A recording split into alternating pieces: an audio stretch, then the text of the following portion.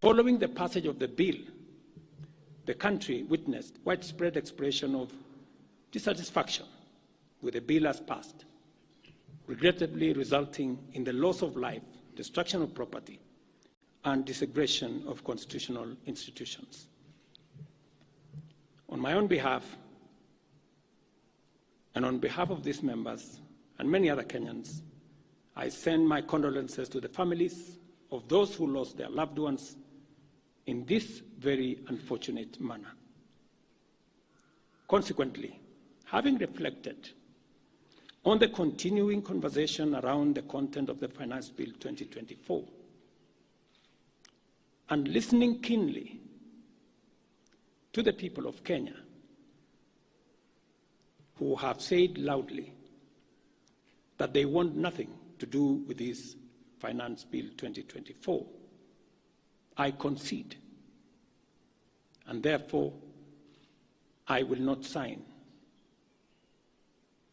the 2024 Finance Bill, and it shall subsequently be withdrawn, and I have agreed with these members that that becomes our collective position.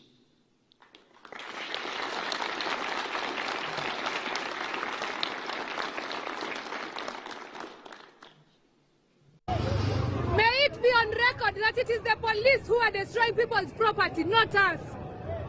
Why? Why are you destroying people's property? Kwa nini wanavunjia watu milango?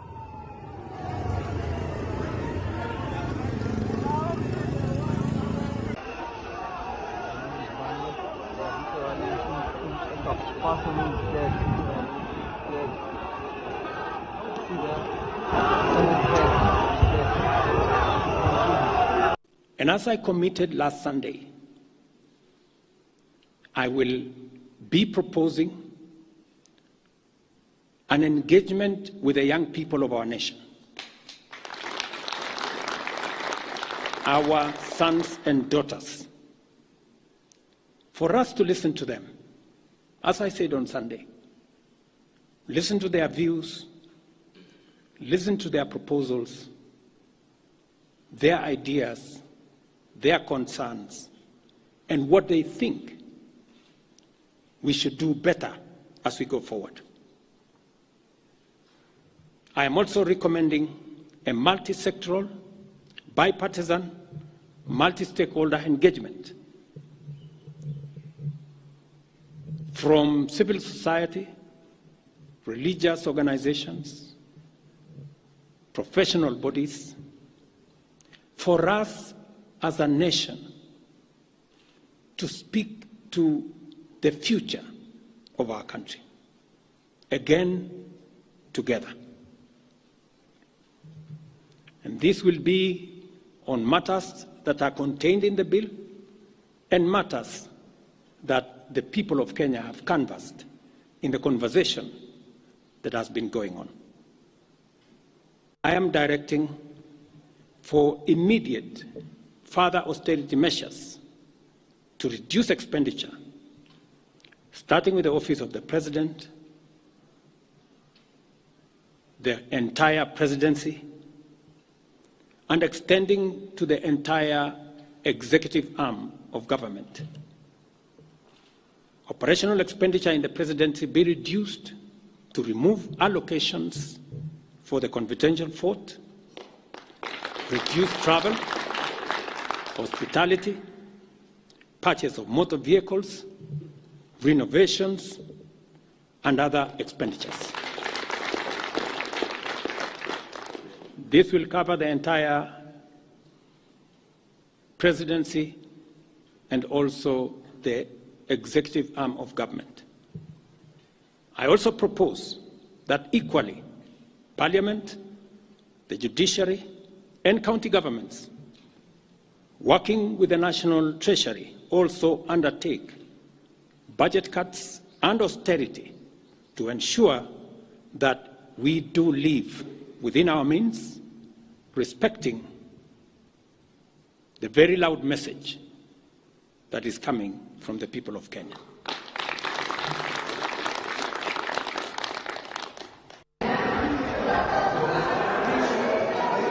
Slighteta is a Fiero. Look at the way he's running.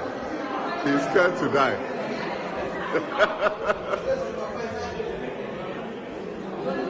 So they are evacuating the MPs to some underground tunnel. Because the demonstrators are approaching. Kenya. Okay, that is what we are saying. You had said earlier on, yes, that you don't want to see members of parliament impeaching a president. Yes. That should be left to the people. The people, yes. Do it themselves. Yes. But aren't you alive to the provisions of Article 1? Yes, I am alive to it. That allows the public, the people, yes, power, yes, to elect their representatives. Okay, that is what we are saying. You had said earlier on, yes, that you don't want to see members of parliament impeaching a president. Yes. That should be left to the people. The people, yes. Do it themselves. Yes. But aren't you alive to the provisions of Article 1? Yes, I am alive to it. That allows the public, the people, yes, power, yes, to elect their representatives. The wording which is used in that given article, Learned Council, if I may, if you look at the sovereignty of the people, it says that all powers, all sovereign powers belongs to the people of Kenya and shall be, underline the wording shall, mandatory, be exercised only in accordance with this constitution. The people may, optional, may, optional. That is it, Your Honor. No, complete it, may exercise their sovereignty power either directly or through their democratically elected. So the wording, the conjunction may, I apply one. Thank you very much. Yes. Okay, that is what we are saying. You had said earlier on, yes, that you don't want to see members of parliament impeaching a president. Yes. That should be left to the people. The people, yes. Do it themselves. Yes. But aren't you alive to the provisions of Article 1? Yes, I am alive to it. That allows the public, the people, yes, power, yes, to elect their representatives. The wording which is used in that given article, Learned Council, if I may, if you look at the sovereignty of the people, it says that all powers, all sovereign powers belongs to the people of Kenya and shall be, underline the wording shall, mandatory, be exercised only in accordance with this constitution. The people may, optional, may, optional. That is it, Your Honor. No, complete it, may exercise their sovereignty power either directly or through their democratically elected. So the wording, the conjunction may, I apply one. Thank you very much. Yes. And I think that is a plain language.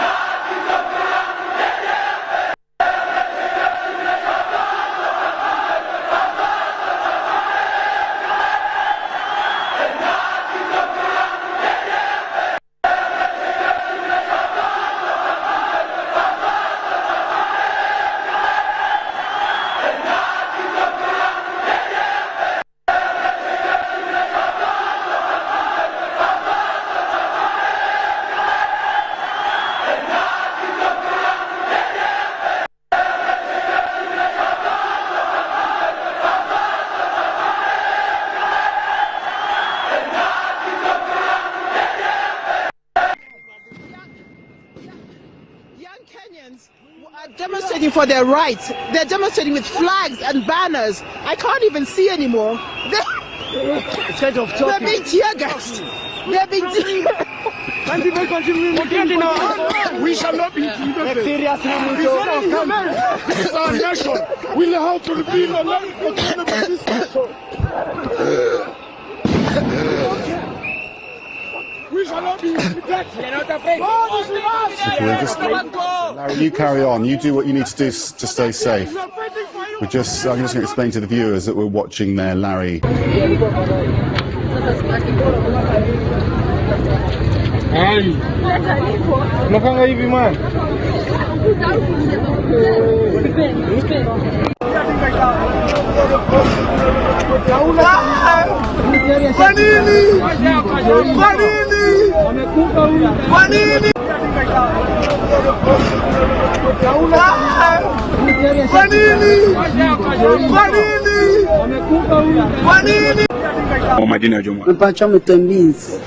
I say, a man for say, a form of mamma, near my boy, near my boy from one of my said to two. Would you? Baby, nay, man, boy. First, BC, your turn. First, Olunkawi, 2016. Olunka, your turn 15 city. Just say, where 2 city 50%. 2016. 2016. Bag in a turn. A do a better man bag. 2.5 kanisika. Wow. Ana 2.5 kanisika. Ana 3 million. Let's say Bobby Ayokofano. Your tono bag no 2,000 Ghana cedis. 2,000 Ghana cedis. It is 20 million. Sana Ayokofano. Na wafaka. Ansa na we de abaha. Ansa na waboton. This say a ton with 45. From 12 net on 15 cities to 45 cities. Sana ton is and my dream is Magina Sato ton 3 city. And I say, it's a motor. Says a ton 9 city. Is a 9 city. And you want to say, Amambo no 9 Kuya. Amambono. One work we are for. Amambono. We call work we are for. Nkadano, Baba from. Amambo net as I. And near John for. First, no cotton say, I now to be. Media near higher, I am but. And to be or me them conyon for. Not some buying a higher, honor but. As I said, no, I didn't say, na son at on. Yes, somewhere one, as I say. Your best is some. Sister, dear woman, Pluta. Your best is some. Your best is some. Me pacho me dia masewa. Me odo me market ya. Me pacho me pese me kache Nana Akufo-Addo say. Yen mana ye kofa oye wo Togo no. First no na mahama wo so no na o ma ye duty ne de anwane ba. 12 cedis. Ne se ono no sa anwa gallon. Yenya duty 2 million. Se kura do so o me antro. Nyanto pase anwa gallon no. Mo fa no ho ahe. Mo de ba beton wa ha ahe. E na mo tua ho duty 200 Ghana cedis. Me wa receipt bebre wo ho aye 12 cedis. Metimi ayi aba.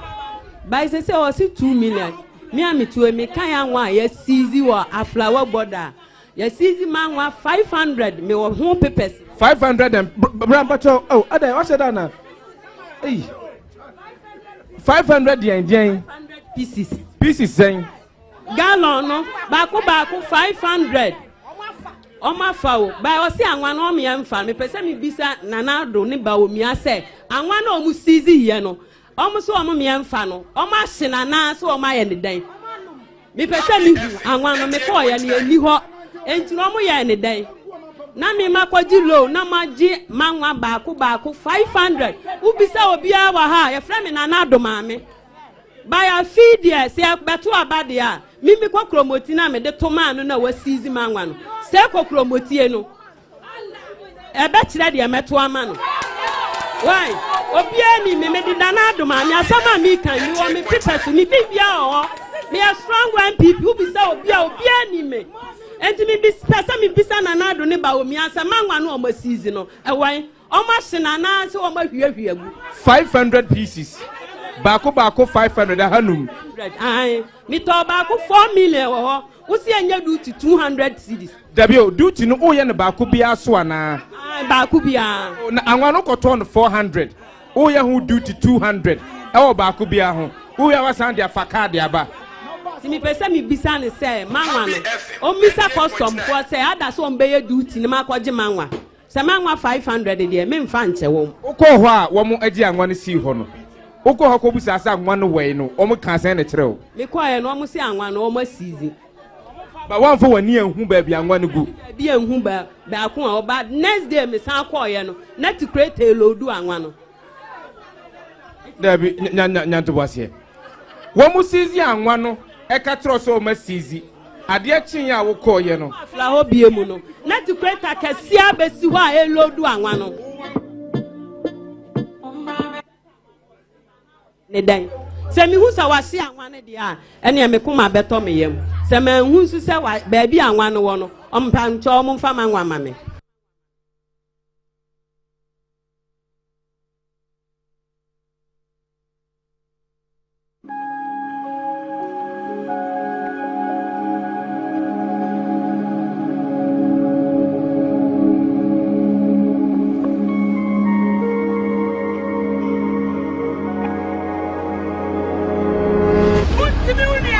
Against what belongs to the nation. We are no more enslaved. The police, tear gas, the protesters. Where is your car? Where is your car? By the way, I thought it's 46. It's a master. You just saying by the way, that's 46. I look by and you bring one day 46. Another way, 2014, another way, 1.6. Another way, 12.6. Ground stick. Ground stick boy, I don't and I'm winning. Not and I'm winning. It is another way I'm got on 5.2. Reese, I want to hide it. I want to try 7 days and then I want to weigh a full top, weigh 6 million. I with the one. Now, you're John Ramani, Mamma, some way, they can't know. Minister, what TikTok, share me, ye, and now we near my way to play with. Kakri, your body watch the way into me. Who know about some quack, who wow. Who know about some quack, wow. Shall who say, the penny pound or no? Or not your onyard papa, who saw a fact on Bonesso. Now I can't say Papa, compare with you. Per what you do, per second, per one sue out how you are. So come the wild banner. Never go to Quack my wild be shame. Papa, that your men are made, your men are fluent, that your men are made. And Ben Sada. Wow. A lot of stuff in the Ghanaian press want to know is where exactly is the money going to come from next time around if you're in power for some of the very extravagant promises you've made. You, for example, have offered free secondary schooling for all Ghanaians. A promise you say you absolutely will deliver in 4 years in power. So have you costed it? How much will it cost? The costing is being done. I mean, very, very soon we will be in a position. You can't make a promise like that. No. Very soon we're going to be putting it. I prefer. You don't know how much. I do know, but I prefer to tell the Ghanaian people directly before I tell you. Many of them can't talk. You can tell me, and it doesn't matter. I would prefer to make that statement to the people of Ghana directly first. As to the cost and any So you do know the cost? Oh, we do, and we have a very good idea how also we're going to finance it. Well, you're obviously not going to give me the figures, but just tell me how you're going to pay for it. It's clearly going to be a very great cost. You've got to train the teachers, you've got to build new schools. All of that has been adequately costed, and we believe that, first of all, the new revenues will help, more efficient management of what we have now, growth in the Ghanaian economy. These are the three sources which are going to enable us to fulfill that promise. And it's a promise that has been solemnly made to the Ghanaian people, and it's going to be solemnly kept. Not because it's a campaign promise, but because it is a necessity for the future of our country, to educate all our young people, and not to acquiesce in a situation whereby only segments of the community that have some money are able to educate their children. It's an interesting It's a major issue of human capital development. Indeed. And if we do not make the effort to achieve that, the development paradigm that we want to achieve is going to be very difficult for us to do. Let me quote to you the words of Patrick Awu. I want to tell Nanado that it's not too late to hold a national stakeholders conference on free senior high school. We all agree on the concept of free senior high school. Where we differ is about progressively. Somebody decides that he wants to implement it within 3 years. You don't have enough dormitories. You don't have enough classrooms. You don't have enough textbooks. You don't have enough laboratories. You don't have enough dining halls. You don't have administration blocks. And yet you say in 3 years, for a program that is so fundamental, you have no policy, you have no guideline, you are just implementing it in an ad hoc manner, and we say, slow down. When we say this, you say we are naysayers. It means we don't like free senior high school. School at the end of the Rabano, you call me say, wah.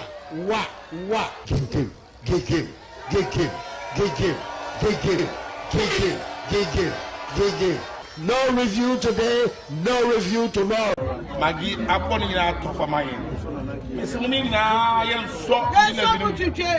Say, I never could what young can say.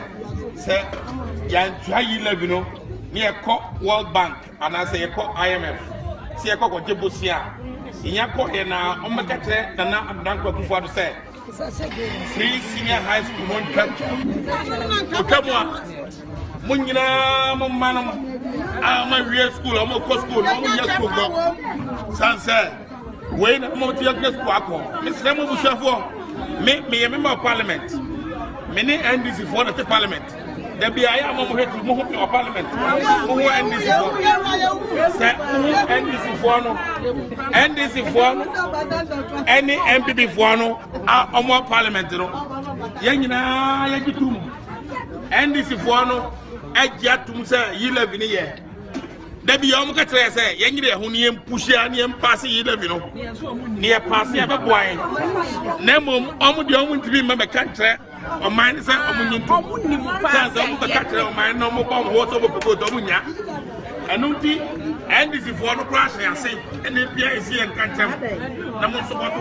Nemo, almost in the country, and you want to your. Yeah, your parliament will start. If you are only a number, and Miss Ramo, me and you too, and Pia Namoina. On a normal day, I will not be speaking about this matter. Mr. Speaker, this matter has found itself repeatedly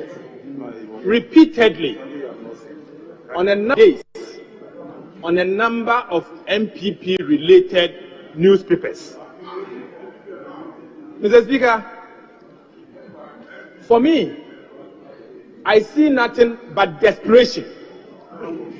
I see desperation on the part of the ruling party to create some form of disaffection for NDC MPs, creating impressions that the NDC members of parliament are against a bill that is not even before parliament.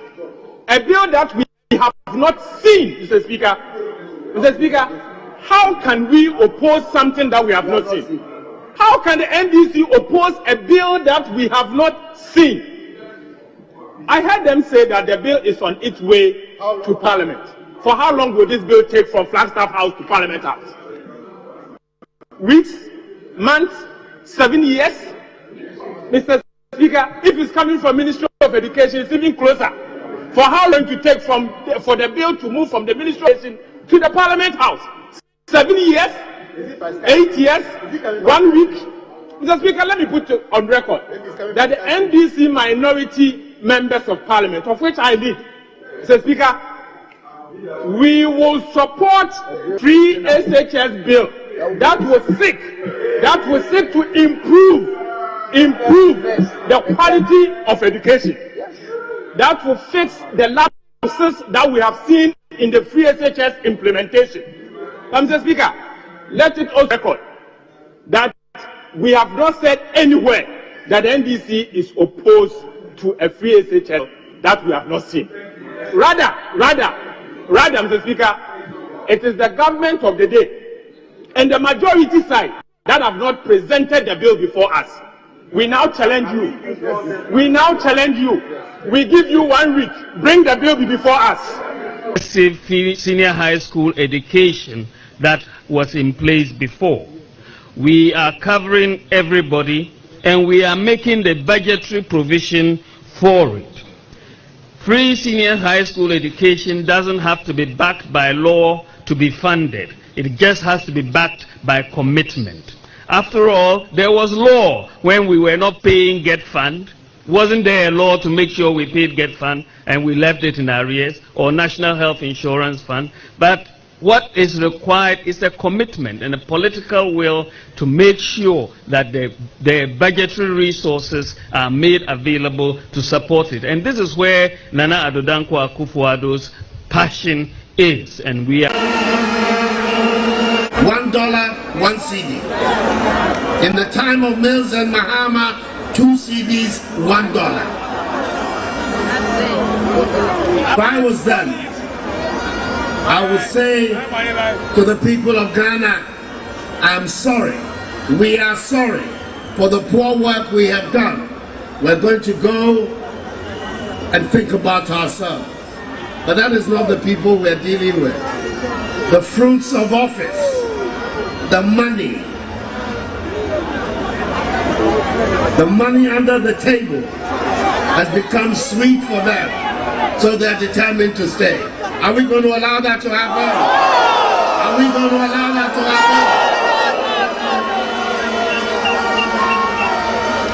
happen? In Kufuor's time, one of the people who advised and helped him develop a strong CD was my running mate, Muhammadu Bawumia.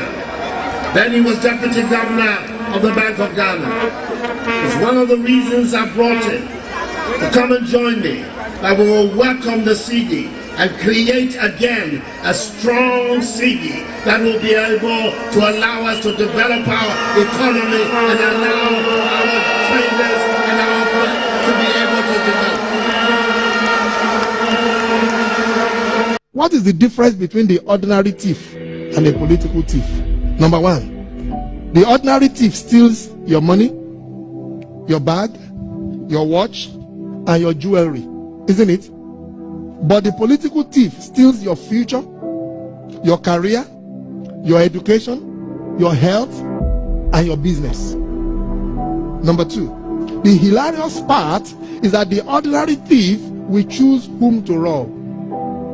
But you are the one who choose the political thief to rob you. Because we choose them. We vote them. We blindly say we are not blind. Who is deceiving who? The ridiculous part of the whole issue is that we will fight to defend and protect our belongings from the ordinary thief. Is it not? But we fight each other to defend and protect the political thief. Is that not what we do? Thugs will be fighting themselves to protect those that are stealing our career, stealing our joy, stealing our health, stealing our success. What a shame. If you reach a certain stage in life and there is nobody who can look you in the eye and tell you the truth, you are doomed. And that is where our country has gotten to. We need to rescue this country. Wallahi. And I feel very terrible as a Ghanaian at this time. This country is in serious trouble, ladies and gentlemen. We are in serious trouble. We need to rescue this country, ladies and gentlemen. The presidency has been so depraved, so muddied, so dirtied, that I tell you in all sincerity as a Ghanaian, that I feel terribly sad today as a Ghanaian. We need to rescue this country. Wallahi, inshallah. Please don't cry. We shall rescue our country.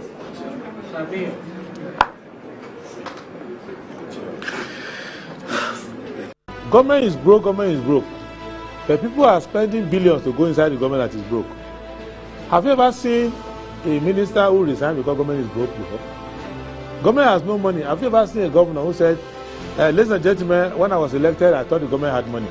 Now I discover government has no money, I resign. Have you ever seen it? Government has no money, but they are bringing money out at election time. Where is that money coming from? So they are lying. What is happening is that there are two types of wicked people in government. Type 1, they eat current money. Any money they find in government, they will eat it. They are wicked about that one. There is type 2. Type 2, they eat current money and future money.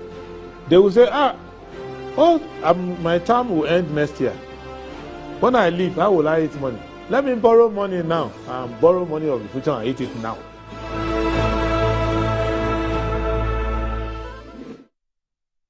Right, hello, good morning and welcome to the show. This is Good Morning Ghana live on Metro TV. It's a Friday, the 28th day of June, 2024. By His grace, we're live and we're here. We're yet another edition of the show. Our gratitude to go to the Most High God for the rare privilege of being alive and, of course, the opportunity of having another conversation around the top stories making rounds here in our dear Republic. I'll let you into our panel for the morning's conversation shortly, but let's take a look at the front pages of our newspapers. Daily Graphic. National airline plan hits snag. Development impossible without moral values, Apostle Nyamiche. Debt forgiveness will help restructuring efforts, Mahama to South Korean ambassador. Operationalize Ashanti Regional Hospital, Asantehene. GCB post impressive financial results, put recapitalization plans on hold. Daily Guide. 2.37 million euros ambulance case. Jakpa admits receiving 700,000 euros. Government doubles leap cash. Communication Ministry trains over 39,000 in digital skills. U.S. group supports science, maths, education. Cop shot dead. New weekend crusading guide. Jakpa admits under cross-examination ambulance contract had no parliamentary approval. Ghana Publishing Company extends to Ashanti, calls on Otunfo, donates to Konfanochi Teaching Hospital project. Traditional ruler accuses police officers of human rights abuse. NAPO woos global energy giants to come and invest in Ghana's energy sector. Socialist Movement Ghana condemns use of brute force on Kenyan protesters. Smart cities concept shows government committed to sustainability, Deputy Minister. The Insight. Mine GTP will turn graduates into businessmen, Alan Cash assures. Protest over tax hikes. Socialist Movement Ghana declares solidarity with Kenyans over IMF imposed economic austerity. Communication and Digitalization Ministry creates over 15,000 jobs as it trains thousands in digital skills. Embrace and promote peace. Accra Zongo chief to youth as he marks annual Deba. Election 2024. Imani urges government, political parties to commit to renewable energy. The Herald. Hawa Kumsin quoted multiple prices for 307 one constituency, one ambulance. $40.831 million at $133,000 each, and $54.339 million at $177,000 each. Damage steps into Jakpa's venomous ring, got schooled on ISO certificate.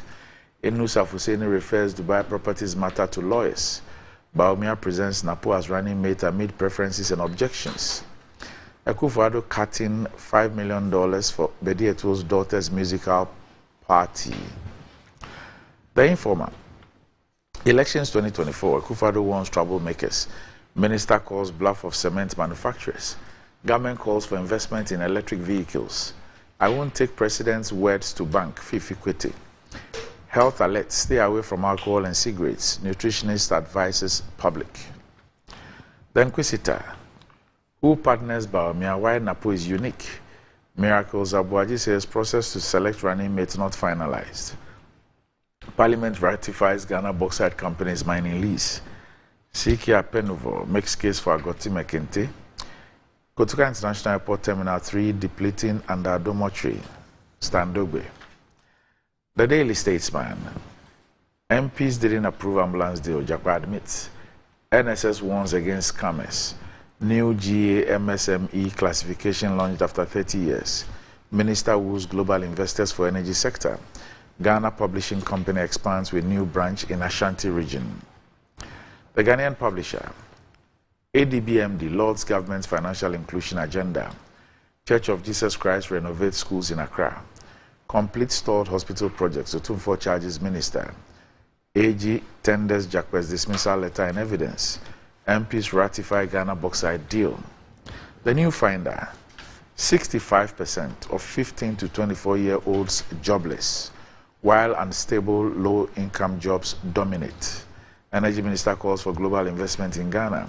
Jakwa's dismissal letter from Ghana Army admitted in court. Ministry calls for calm amid management dispute at Adamus Resources. Alarming rise in alcohol consumption among children spares mental health crisis. Daily Post. Mahama thanks South Korea for forgiving Ghana's debt. I was fit when AG asked me to secure fake excuse duty, Jakwa tells court. Ensure free and fair elections, Professor Poku Ajman tells Electoral Commission. Matthew Opoku Prempeh not the right running mate for Baumia, NPP MP, and Diapi Akubi. It will be a blessing for NPP if the party loses election 2024, Kwesi Pratt. The Catholic Standard, let's end destructive Galamsey menace, Archbishop Kofi. ICGC awards Father Campbell. Education programs must be consistent, Bishop Jane Fee. Stop killing the earth with plastics, priest urges Ghanaians. Cardinal Napier calls on African synod delegates to be radical images of God. And the editorial, artificial intelligence, terrifying or creative double-edged tool. And that's about it. For the front pages, we'll be back shortly.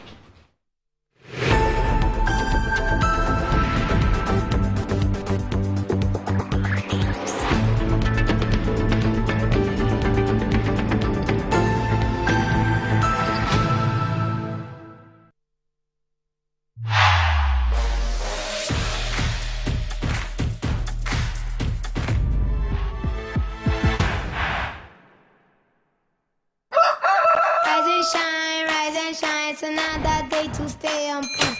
Toast is Friday, it's still on point. Watch is Friday all day long. Still on point, yes, it's still on point. It's still on point. Watch is Friday, it's still on point. For your bread, it's creamy. For your toast, it's still on point. It's yummy, delicious. It's still on point. Still on point, yes, it's still on point. It's still on point. Still on point, yes, it's still on point. It's still on point. For your toast, it's still on point. It's still on point. Fortune spread, it's yummy, delicious. It's still on point. Fortune spread, delicious, creamy, and always on point. This advert is FDA approved. In today's modern world, stairs are a challenge, especially for our elderly and those with health concerns. Navigating them can be difficult and even dangerous, but there's a safer way to move vertically. Lifts and Elevators Limited Company, your answer to a more accessible and secure vertical transportation. Our elevators and escalators, including top-of-the-line pneumatic vacuum elevators, Fuji elevators and escalators, offer a safer and more convenient alternative, eliminating the risks of stairs and enhancing accessibility for homes, businesses, and hospitals. Choose safety and convenience with Lifts and Elevators Limited Company. Elevate your spaces today. For more information, visit our website at www.elevatorsgh.org or call now on 0200-535-515. Lifts and Elevators Limited Company, the elevator people.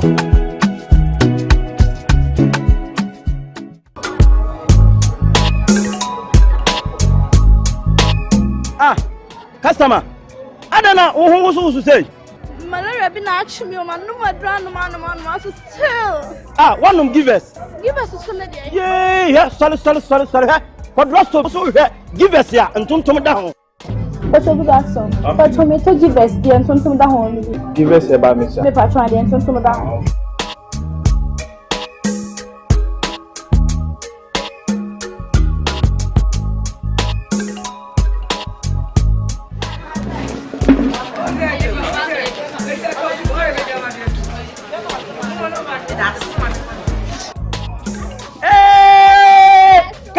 Customer. Give us a total now. Pa. Onuya kayo oba wa fa furo nom de o ma no banu fo nom akwada wa ni fie dumie no ono so nom. We are back bringing you the latest lineup from Betway.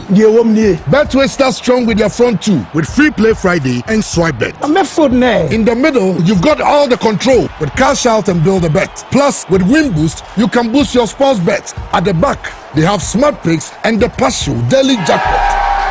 You always get way more with Betway. As you can see. This advert has been vetted and approved by the Gaming Commission of Ghana. Bet responsibly. No under 18. Terms and conditions apply. Betway. Get way more. Anti-cavity, gum protection, brighter teeth, and fresh breath. I'm a fat missy way. The patch of Bantama. Matasi. That's a cycle. A smile, the fresh breath. Me Gidi say we use Cal 360 toothpaste. Some kind. Cal 360 toothpaste. Gaskia, Cal 360 toothpaste. It's a gum protector. Onim jom kasan. Ile Hossein. Cal 360 did the work. It's cool mint. Gives me fresh breath and your confidence booster. You will see feeling when you know Cal 360 toothpaste. Happy. Cal 360 toothpaste, anti-cavity, gum protection, brighter teeth, and fresh breath. Cal, happy smile. This advert is FDA approved.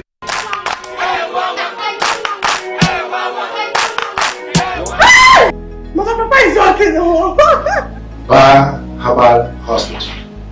Specialists in every kind of bone disease.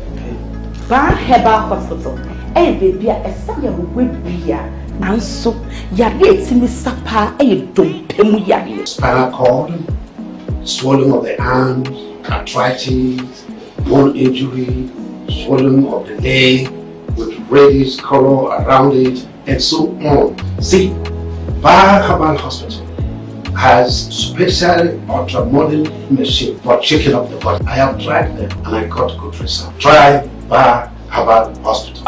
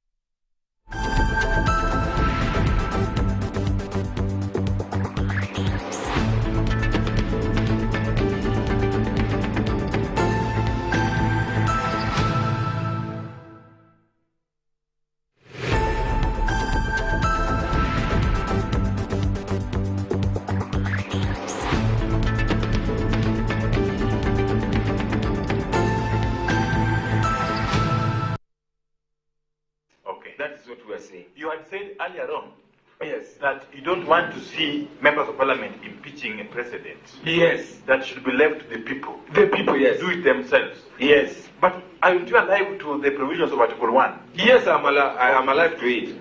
That allows the public, the people, yes, power, yes, to elect their representatives.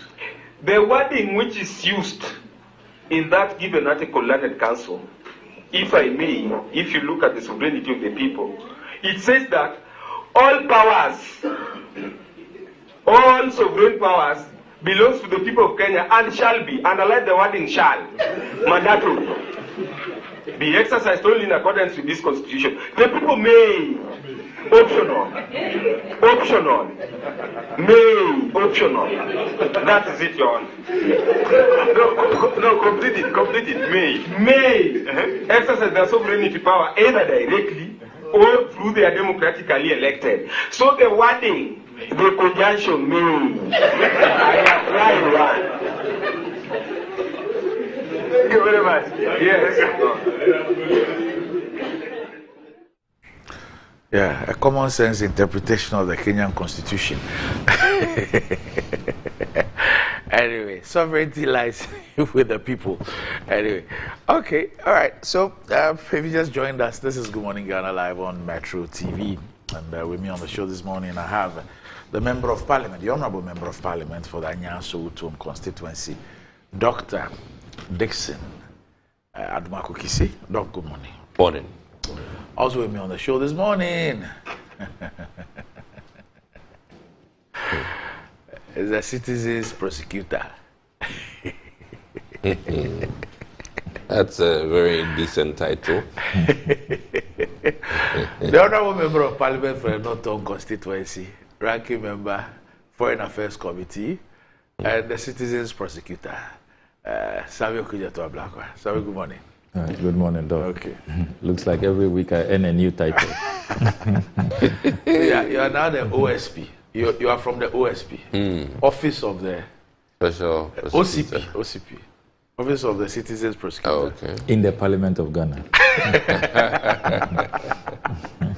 How are you? I'm well. I'm doing well. Good to see you. Are you Doc, able good to to see you? Yeah. Are you able to sleep? Yeah, a little bit. A little bit. Yeah. 3 hours is enough. Is enough for you? Yeah.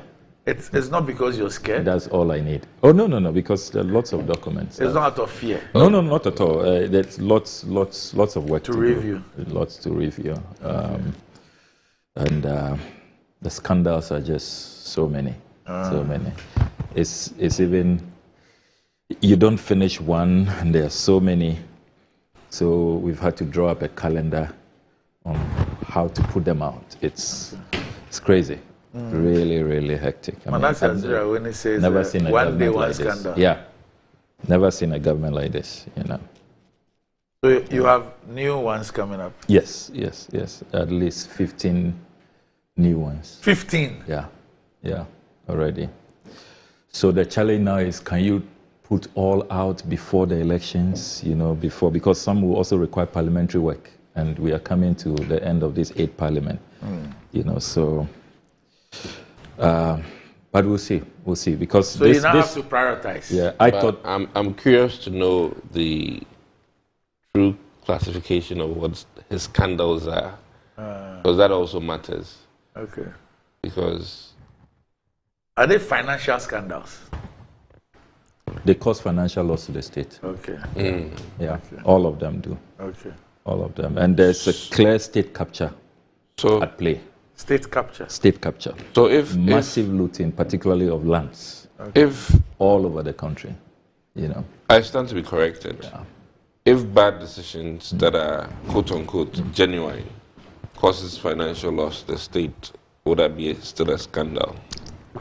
Because some managerial decisions done in error may not necessarily be scandalous. So far, you've seen all of what we have put out. You can't, by any stretch of imagination, say that people had good intentions or just no, I didn't say intentions, but a managerial slip. I mean, clearly, clerical errors. People are setting out to loot. But these are not clerical setting errors. out to loot. All right. Okay. So we'll come and do some digging soon. But no mining, no. We'll try. Okay. We'll try. You don't have a mining background. I don't. I'm trying to get a geological survey to confirm if there's some precious minerals. So I can start digging in the studio. Anyway, well, if you're thinking of getting toothpaste that will take care of your entire family and save you some money, the recommended family toothpaste is KEL 360 toothpaste, and it's approved by the Food and Drugs Authority. It provides you and your family with all-round dental protection throughout the day with freshness. KEL 360 toothpaste is good for kids, children, and adults. Let your family be a proud family when they step out by constantly using Kel 360 toothpaste. It brightens your teeth, prevents cavity, and with its cool mint gives you fresh breath throughout the day and protects the gum from decaying. For consistency and quality, use Kel 360 toothpaste. Kel 360 toothpaste is another product from Samara Company Limited, producers of Sasso. It's available in all supermarkets, malls, and provision shops. You can call Samara Company on 0246 864 798. Kel 360 toothpaste, happy smile. And enjoying the fruits of your labor is as important as enjoying the mansions of your labor. And the pains of climbing the stairs when not exercising could be challenging, irrespective of your age. But worry no more. Lifts and elevators have got you covered with the best portable American pneumatic vacuum elevators on the market today. It's a simple self-supported elevator for both homes and offices, and guess what? It can lift your goods too. Wheelchairs can fit in, and they come in 3 custom-made models. It's affordable and can be installed within 3 days. Visit Lift and Elevators at Sakuman, or just call them on 0200-535-515, or send a mail to elevatorsgh@gmail.com for consultations and the best solutions in easy vertical movement. Okay. Now, the Institute of Paralegal Training and Leadership Studies, in collaboration with Ghana National Association of ADR Practitioners and ADR International Register, an ISO certified body, is offering internationally recognized industry-driven conflict resolution and other specialized courses in the following programs: Professional Executive Master in Alternative Dispute Resolution, Professional Executive Masters in General Paralegal Studies, Professional Executive Master in Chieftaincy Law and Sustainable Development Practice, Professional Executive Master in Industrial and Labor Relations and Practice, Professional Executive Master in Family Law and Conflict Resolution. Now, they have an exceptional team of facilitators who are well versed in their subject areas and are ready to equip participants with the skills they need to influence industry in the right direction. Individuals trained in ADR by them qualify for admission into the prestigious membership of the Ghana National Association of ADR Practitioners. For admission, you can call the Institute of Paralegal Studies on 0303-960-798, or you can WhatsApp them on 0509-634027, or by email ipls.edu.gh@gmail.com. Okay. Doc, let's start off with this story.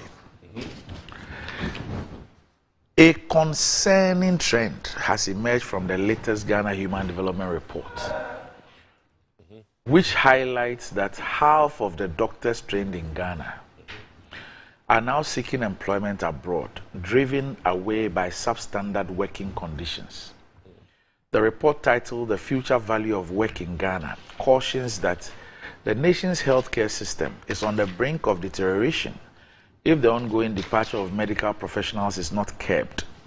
The United Nations Development Programme, in collaboration with the Statistical Service and the National Development Planning Commission, authored the report. So UNDP, the Ghana Statistical Service, and the NDPC.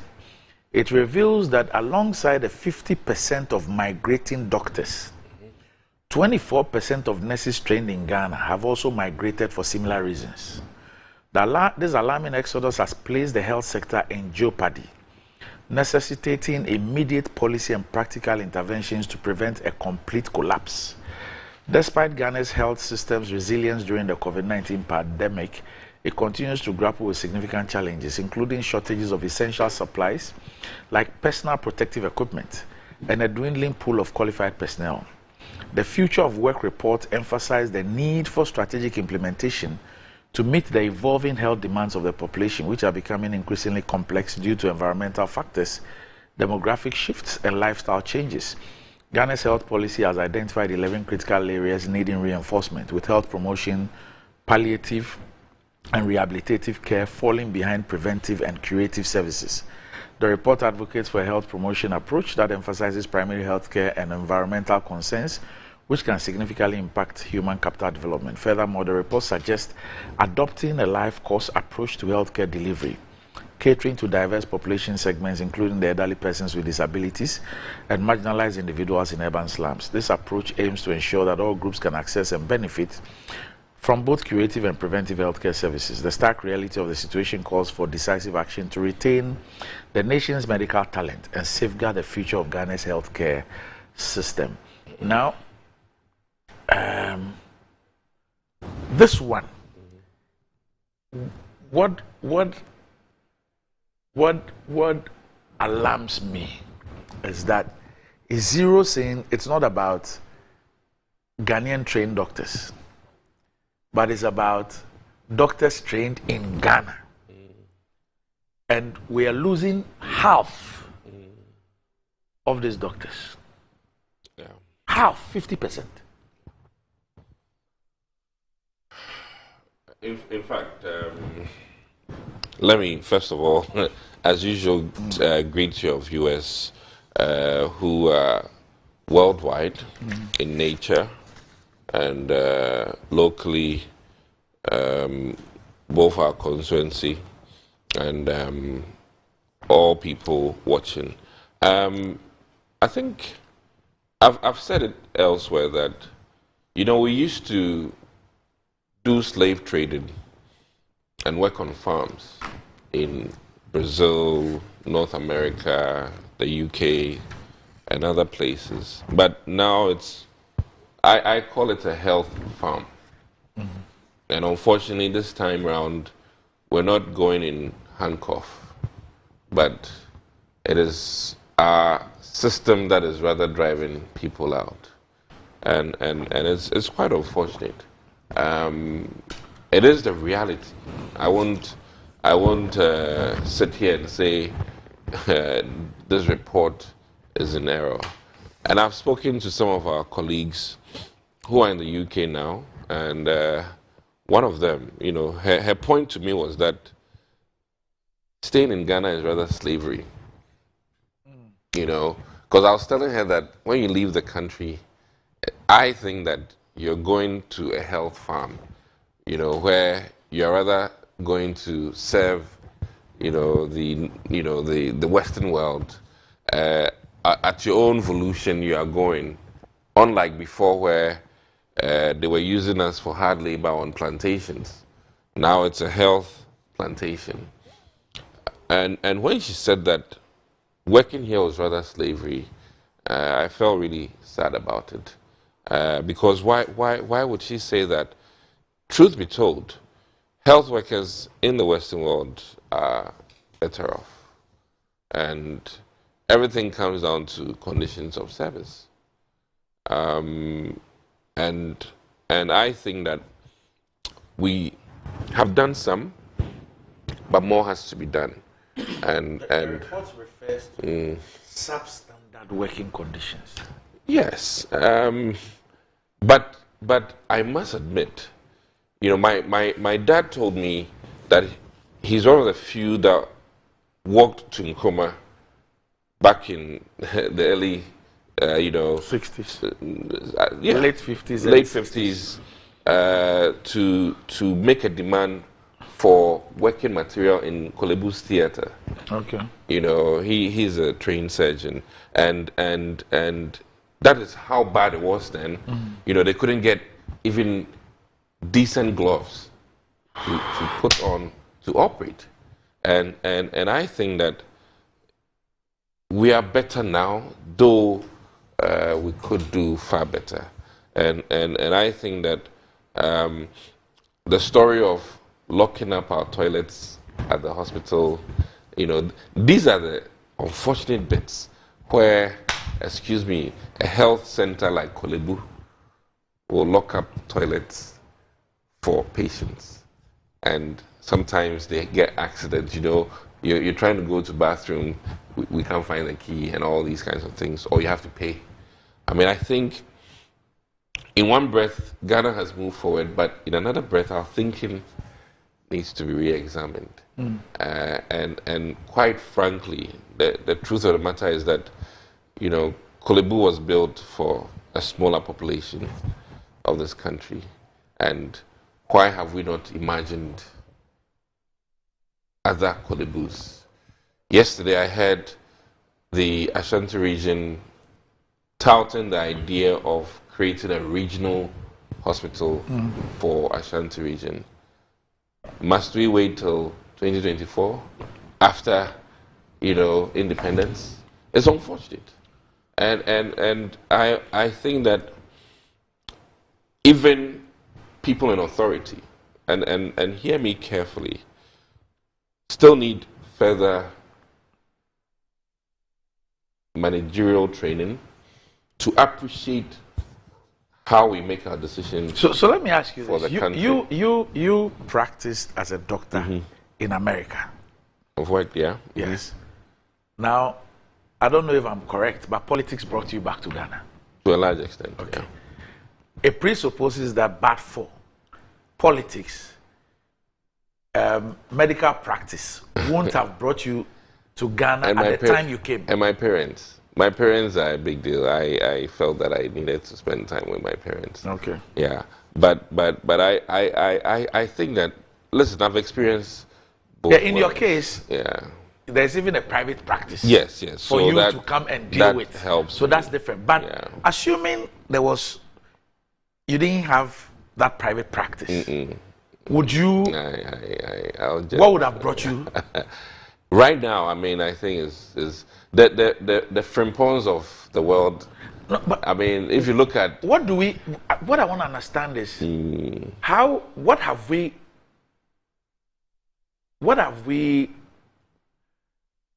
what is it that we've got wrong? Because if we all travel, it won't be our priority. We all travel and we look at the premium that is placed on health professionals. Correct. Even at the lowest level of healthcare. Nurses.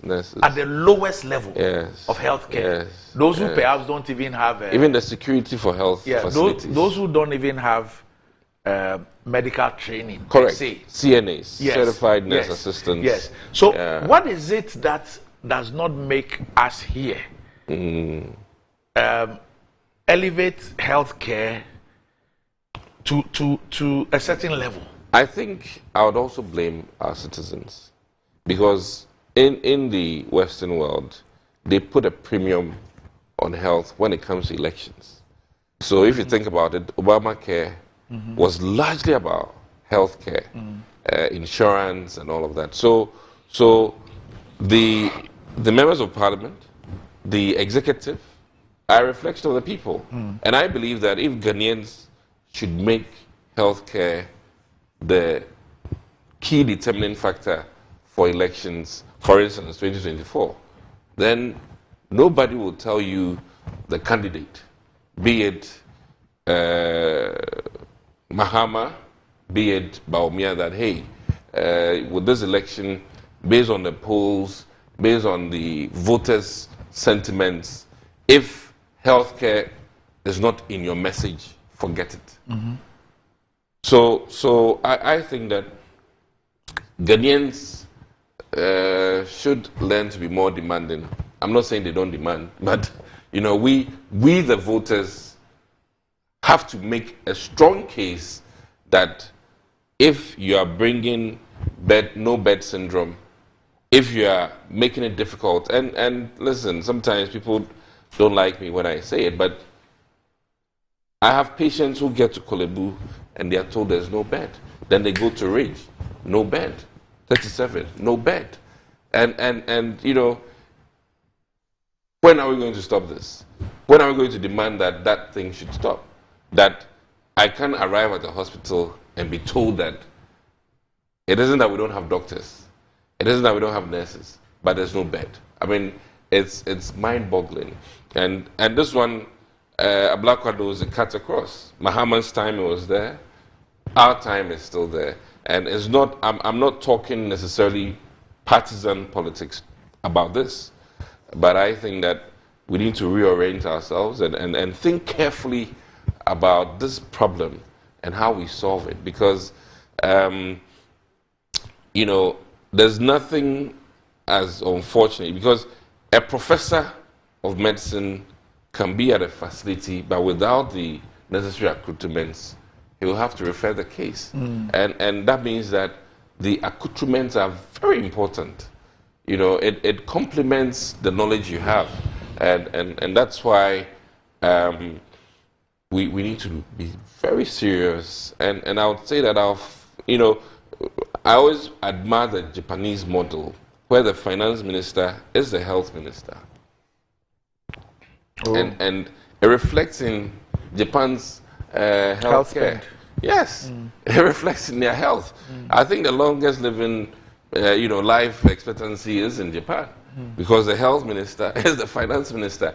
That means that no matter what the metrics, or as you say, the how to measure his performance, or the health performance of the nation depends on you, the finance minister, and not necessarily, a de facto health minister. So we need to reprioritize health and maybe learn to follow suit in terms of the Japan model. And let me add that we make a lot of case for health. I mean, if, for instance, everything we are paying towards NHIS at the ports, at wherever, goes not to the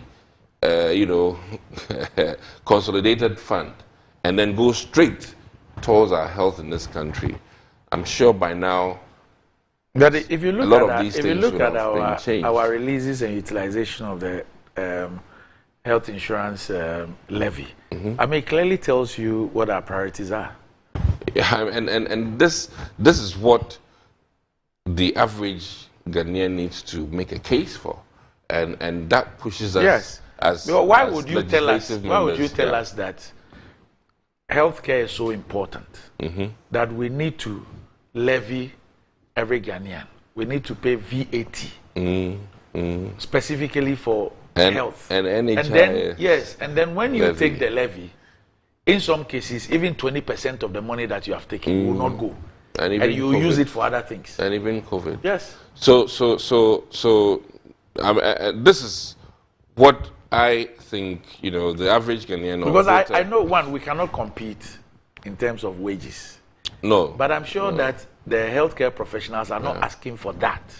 Yeah. But something a bit more. Your work environment adds to how you deliver. And I think Okoboy made it very clear this week when he was in Kumasi.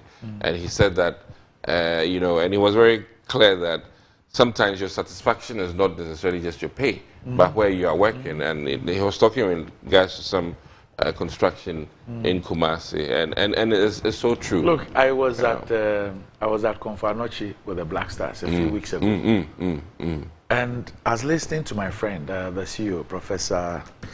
What have I forgotten? Man in glasses. Yes. Tall, slim guy. I've also forgotten. Yes. Look, and the revelations, what we heard about Konfanochi. I mean, the fact that from when that hospital was constructed, government has not made any significant infrastructure improvements at the place, except for this new maternity. We've got, just when you enter, there's a place there. They're supposed to have, I think, 6 people or so, like a ward. It's like 12 now. No, like 40 something. Yeah, and that's why. So you see the overcrowding hits you from the very entrance. Once you enter, you open the first swing door, you enter, the place is overcrowded, even before you go on the stairs. And you see, Arlington Cemetery in the US, budget is drawn for a decade moving forward, and that is for the dead. And we are here.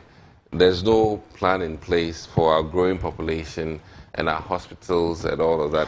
And this is for the living. Somebody is planning for the dead and how they'll bury them, where they'll place them, and making sure the grass is green for the dead. And this is our lack of proper planning in this country. And this one is not political. It's both parties which have run this country. Yeah, Professor Tria Diamond, sir. Yes, that's right. Yes. Fantastic guy. Yes. And I commend him for his drive, fundraising. And then, in all of this too, let me say that the Oyibo man can part with a lot of money for health, which we don't do in our culture.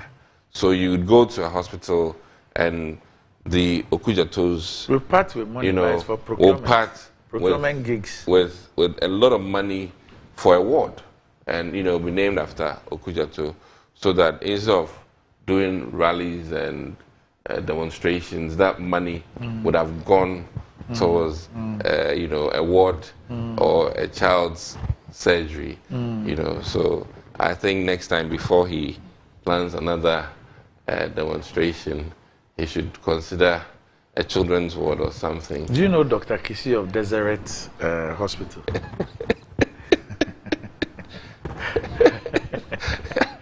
I do. You do? I do. Is an extremely strict man. Oh, yes. Yes, he went to Disadel, went to Legon, and then, you know, Manchester. So, you know, he's done well. Okay. I know him. Prosper Shikwe, who's watching, he sent me that. Oh, I see, I see. Because your dad is a very strict man. Yes, yes. Only I didn't take after him in strictness. Sammy? It looks like God has a way of forgiving our stupidity. Hey. Yeah, but for how long will God be forgiving us and only us in this part of the world? Well, His mercies are endless. I want to commend you for raising this matter, because it is about human life. It is about our collective health, our collective survival. If you look at our doctor to population ratio or doctor to patient ratio, the last time the Minister for Health put out the numbers in Parliament, we were nowhere near the WHO standard of 1 doctor to 1,000 patients or citizens. That is the standard. The Minister for Health told us that we are doing 1 to 6,355. I have seen a latest article in the African Journal of Management Research, published by Liliane of the University of Ghana, who argues that the situation is even worse. This 1 is to 10,440 for doctors. Can you imagine? Nurses, 1 is to 7,000. If you go to a place like the Upper East region, 1 is to 23,000. It's even worse. Worse in the Volta region. So we already do not have enough of these doctors and nurses. Let me read these two messages to you. So, this one from Kwaku Nuopo. Yeah. It says, I visited Cathedral Government Hospital yesterday in the evening. Yeah. It's a pity what I saw. No bed sheets, no bed pans. A patient being admitted was asked to bring her cover cloth to be spread on a bare mattress for her. When she wanted to spit out sputum collected in her mouth, they were asked to look for a tin, can or anything from anywhere for the admitted woman. Checking from the male ward, it was the same scenario. Explanation given by a male nurse on duty was that because it was close to the weekend, laundry staff were off duty, hence the shortage. It's a pity a whole district hospital hasn't got enough bed sheets to go around on a weekend, if not on other days. The least said about health insurance, the better. People are paying for everything. It says healthcare is at rock bottom throughout all government hospitals. Cathedral Hospital is only a tip of the iceberg through no fault of theirs. So despite all the support philanthropists give, this is what we have. And Proper Ashikwe says, it's just not a matter of no bed syndrome situation. It's also a no medical officers and experts situation. An attitude as a people saddled by horrible leadership conundrum. During the June 3 disaster, I packed about 7 hurt and bent people in my Ford Escape. went through Adabraka Polyclinic to reach hospital and ended up at 37. Nobody was willing to even attend to us. The people around were just helpless. It's leadership. It's us as a people and the way we think. There is the need for some overhaul. I wonder what will happen if we confront a disaster of national proportions. It's sickening. He couldn't have put it any better. Look, Doc, you recall that only a few weeks ago, I did an analysis of our health budget. What we have prioritized, what the policymakers think should be the priority in the health sector moving forward. I was shocked to discover that only this year, 2024, we are going to spend a whopping 2.67 billion Ghana cedis on duplicative so-called digitalization initiatives.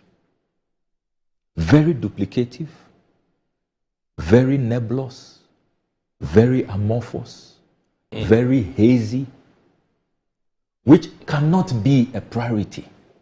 When you have a health sector, that common bed is an issue. Bed sheet. We are not even talking about the MRIs yet. We are not talking about X-ray machines yet. Beds, incubators, defibrillators. Let me read to you some of the things that have been prioritized. Biometric ID cards and authentication system will be spending 405.7 million this year on biometric ID cards. That is the priority of the policymakers. Management information system, 343.92 million Ghana cedis. Capturing of claims data, 112 million Ghana cedis. So it is not that we don't have money in this country or money for the health sector. It is what the money is being used for. Ministry of Health e-health solution provider, 80 million Ghana cedis this year. That's how much will be paid. This has been paid already when I tracked the Give Me system a few days ago. Claims processing centers and e-claims, 76 million Ghana cedis. Archival system and document management, 38.58 million. Telecare services platform, 30 million Ghana cedis. Transfer of data from NIA to Ghana Health Service, 10 million Ghana cedis. E-pharmacy, 11 million Ghana cedis. All of this comes at a time that we already have another digitalization contract called the Lightwave contract. $100 million. $100 million. Lightwave. Is which also does what? Virtually all these things that we are paying for. E-healthcare. They say they are digitalizing records. Yes. And putting everybody on some. You think that there's duplicity. A lot of duplicity in order to fleece the system. Exactly. And in addition to what Lightwave is doing, $100 million, a few weeks ago, I revealed how Baumia Manifesto Committee member had been given a sole source contract, $18.4 million, to come and do the same thing. Spectrum Fiber, a company called Spectrum Fiber. In the health sector. In the health sector. 245 million at the time. A few weeks ago, the exchange rate. Now it will be worse because of the further depreciation of the currency. $18.4 million to do what Lightwave is doing and all of this that they are going to pay for. So when you continue this way, what will be left for beds? So the Ministry of Health is spending some money on digitalization of the health sector. Of the health sector. NHI is also spending same thing. Same digitalization of the health sector. That is the gig now in the health sector. Everybody is looking for one digitalization contract or the other. and they are jumping over themselves. Duplication. I have obtained all the contract documents, and you'll be shocked. One of the companies that I put out said, oh, you haven't heard our side. Also, as we've won a contract genuinely, even though it's single source. We want to tell you our side of the story. I said, no problem. I went to listen with my witnesses, some colleagues, because I don't meet these people alone. I don't want anybody to say that I have been influenced. They did a PowerPoint presentation. Then I showed them the light wave contract. When was that? A few weeks ago, in a certain law chamber. Then they considered that, yes, what we are going to do, yes, these people are doing, but please don't blame us. As for us, we saw the advert, and I need clarification. Yeah. So what you're saying is that duplication. Ministry of Health gave them this contract. Yes, the Ghana Health Service, to come and do what is already being done by NHIS, by another company, same under Ministry of Health. Wait. Ghana Health Services is under Ministry of Health. Yes. But what I need to be clear, based on what you're saying, is that the ministry itself has given a contract, and then Ghana Health Services has also given a contract for the same thing. The same thing, yes. The same thing. So you have $100 million contract, which is already running since 2018. Then this year, these people are also taking off with their $18.4 million contract. So is the other one complete? No, because it's still running. It's ongoing. It's ongoing. I don't have the facts, so I'll share all the documents with you. I will. And you know, this matter has come up in Parliament, and when we had committee of the whole to look at the NHIA budget, we flagged this issue. The Speaker of Parliament instructed that, look, we must set up a special committee because the duplication is frightening on just IT projects in the health sector. Then they told us that they also noticed it and called for an audit. Who said that? The Director General of the Ghana Health NHIA. Service. Okay, And then the Health Service. They were all there. Okay. And that a certain special audit has been started to look into this. So they would urge us to wait for that report, you know. But indeed, only 2 weeks ago, the Honorable Agboja reminded the Speaker and the House that this matter is pending. Because we can't continue to have this situation. And Honorable Agboja had a near-death situation, you remember, during COVID. Yes. So he's very passionate about the health sector. It's just miraculous. If we didn't have UGMC, and God bless Professor Mills and President Mahama, you know, only God knows where the doctors. Where Honorable Agboja will be. Not the doctors. We are talking about conditions of service for doctors. Of course, God bless the doctors too, but the doctors, we are just all here agreeing that doctors need the right investments to stay in Ghana and work. So if you have this situation where billions and billions of Ghana cedis, and this is what aches my heart, what we prioritize in this country, what we spend our money on. I don't want to provide a tall list of other things that we have thrown millions and billions of Ghana cedis. That hole, that world's most expensive hole, that we have spent $58.1 million to dig. Must we go there today? Do you know how many Agenda 11 hospitals he can give you? And you see, these doctors, we speak to them on a daily basis. They'll tell you that they are not looking for how much their colleagues are earning abroad. That's not what they are looking for. They don't want necessarily to be on the same scale. But just give us good conditions. Give us the tools to work. I mean, don't send us off into a death trap. And when they go home, some of them tell us they can't sleep. because they get flashbacks. They are traumatized about people's lives they could have saved. They know very well that this patient who died today, if we had a certain basic equipment, that patient would not have died. So they can't sleep. They are traumatized. Look, we all have friends. Sometimes they call you, look, we are doing a collection. These equipments have broken down in these government hospitals, but there's a private hospital somewhere. So if you can contribute, also send us some money so that this poor patient, we can transfer the patient to a private facility so he or she can remain alive. It's happening on a daily basis. How can we be living in this country where our foremost hospitals, have you been to 37 lately? Do you know the MRI at 37 has not been working for months? 37. Our foremost military hospital. And that is the hospital of the Commander-in-Chief of the Ghana Armed Forces. The President's Hospital. MRI. The last time a constituent of mine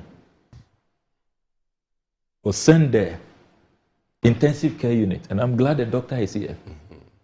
I was told that ideally, a patient like that who has not been stabilized, we don't have to be moving the patient in an ambulance to another private facility for an MRI scan. It's very dangerous. Listen to this. But they don't have a choice because their MRI is not working. Listen, so one of our viewers, Moses, has sent me this. It's quite a heart-wrenching one. He says, my son was rushed at midnight to the Kolebu Teaching Hospital. The doctors on duty requested a scan and recommended a facility at Accra, New Town. See? Where the scan could be done. Long and short, he died on the way in his car. I don't understand why the facility doesn't have modern equipment for quick diagnosis for the doctors to administer treatment. And there's a health worker who also sent one and said that I'm a health worker. My friend in Konfanochi Teaching Hospital is virtually running an entire ICU alone. All the ICU nurses have gone outside. Yeah. Doctors tell us that you close from work, you cannot be sure how many nurses you meet the next day when you report. They are living in droves. All of us in our constituencies, they have left. This says that a lot of my colleague medical doctors are leaving because of the exchange rates. This is a doctor. It says the deteriorating exchange rates makes us uncompetitive on the world stage. Let's just say that 10,000 Ghana cedi salary of a Ghanaian doctor translates to just about $3,000 to $4,000. Living in this country is so unattractive. Even in the face of the other challenges such as lack of equipment, we shall stay and make the system work. Look, we have to commend the UNDP, the Statistical Service, and then the NDPC. I almost even forgot that the NDPC is around. If really this country had its long-term planning, visionary leadership at play, NDPC should be the most resourced. NDPC should be at the center of even our budgeting, what we prioritize, what we spend on, even our HR plan. Doc, the other perspective that I want to bring to bear, now that it has emerged that all of these countries cherish the quality of health practitioners we have in Ghana, because if we're not training good practitioners, they will shut the door at us. Look at the number of adverts all over, from UK, Canada, the United States, many countries, luring Ghanaian health practitioners. Is this not a golden opportunity to have a policy that will make it a brain gain and not a brain drain? A win-win situation. More without compromising on the quality. You already have an unemployment crisis, 14.7%. There are so many qualified people. 8 A's. They say that you still have to go and do entrance exams, interview, and all of that. And we cut off people. I was shocked when the war started in Ukraine, and I went there as ranking member of the Foreign Affairs Committee, the number of Ghanaian students I saw there, I had no idea that those were the numbers. Huge. Training as doctors. Training as doctors in Ukraine. And Russia. You know, so where is the policy? Look at how Cuba has run its economy despite the sanctions. They have made it a great policy. They go into all kinds of bilateral and multilateral agreements. They have a policy. You sign your Ministry of Health and their Ministry of Health, and something comes to the country as the your citizens are benefiting from the doctors they have trained. Here, we are just looking on. The people are leaving. We are not benefiting. We are not even looking out for them. If you have a policy that regulates this arrangement, it even guarantees the improved welfare of the people when they arrive there. Do you know there are some agencies now taking advantage of the system? Some are even ending up at wrong places. They arrive in the countries and they don't have good terms. The agents rather are benefiting more than the health practitioners. So government should step in. And then you are now able to train more. You are addressing your unemployment rate. You are building your human resource database. And then you're also benefiting academically and economically, as a country.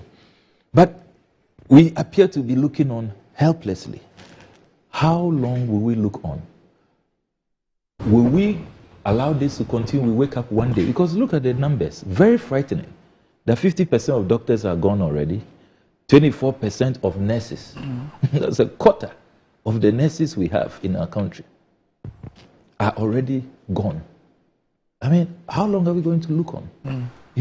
And you see, what is even concerning is that when you meet ambassadors and high commissioners from these countries, the receiving countries, they even feel bad for us.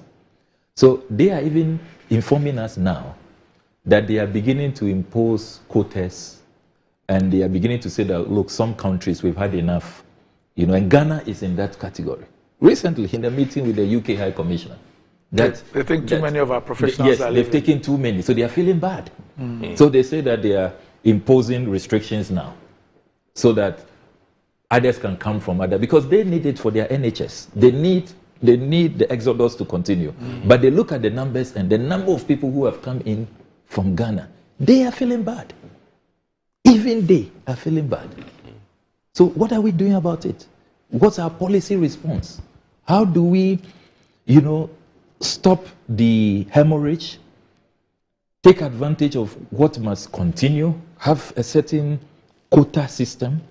Then how do we make sure that that also transforms the training? This country, I have heard Professor Frimpong Boateng say time without number that he was not an all A's, straight A's student. He missed an opportunity here if he hadn't gone to Germany, and yet he would not have become a doctor. He would not have become a doctor if he was here. And yet, see the great surgeon he became. It is because of lack of space, really. Yes. Lack of space. Yes. That is why we subject our students to all of these ordeals. And I recall when we were in the University of Ghana, some people even went crazy.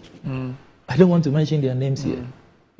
Medical or suicide. That was the nickname, what we used to call it. Come and do biological science 1 year and everything to get in. Very brilliant, sharp guys. We knew them from secondary school. Presec is one of the schools that trains a lot of doctors, a lot of science students. So we know them, But because of space, they can't get in. Is this not a golden opportunity to expand access, and then have a policy that addresses last year we were even here our not meeting the WHO standards. The situation of those who even found their way out and paid for their medical education are back here, and there's supposed to be some exam that they're supposed to write to be accredited to do. And they are being frustrated. They're being frustrated. Particularly those from Cuba. They are being frustrated. Meanwhile, you need them. You need them. Do you know what is even happening now? For the first time in our country's history, I was shocked when a young graduate doctor approached me and said that, do you know that now we stay at home waiting to be posted? I mean, it used to be automatic. Now doctors graduate and they are home 5 months, 6 months, 7 months. So some have to now look for some, Not nurses, doctors. Doctors. Can you believe that? A country that has this horrible doctor to population ratio of over 10,000. WHO says it should be 1,000. And then doctors are sitting at home 6 months, 7 months, 8. We can't make an exception for graduate doctors. Is that what we are saying? How many are they? How many are they? Meanwhile, this payroll that some people say they are protecting. Look at the thousands of ghosts we catch every day. We've given IT contract, digitalization contract. Every year, big contract. Even catching ghosts or ghost names. You didn't read a statement from the OSP? No, ghost or ghost names. The OSP, one of his greatest achievements this year is the number of ghosts names he has arrested on our payroll. And yet we've been spending billions before I was born on catching these ghosts. These ghosts never disappear.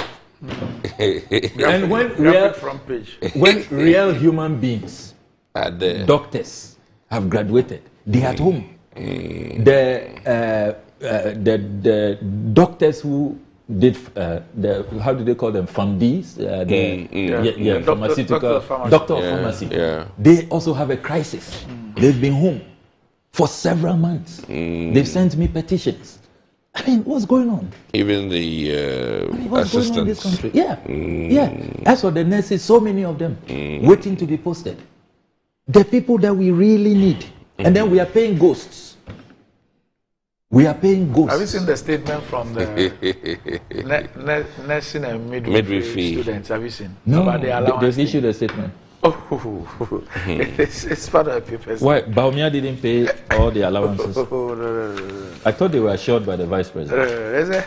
Is there what urgent issues regarding the trainee nurse midwife? In light of the recent developments concerning the trainee nurses and midwives allowances, the Ghana Nurse Midwife Trainees Association, GNMTA, wishes to acknowledge the part payment made to some members of our association. Specifically, first, second, and third year trainees have received allowances for 5 months, 6 months, and 5 months respectively. So first year got 5 months, second year got 6 months, and then third year got 5 months.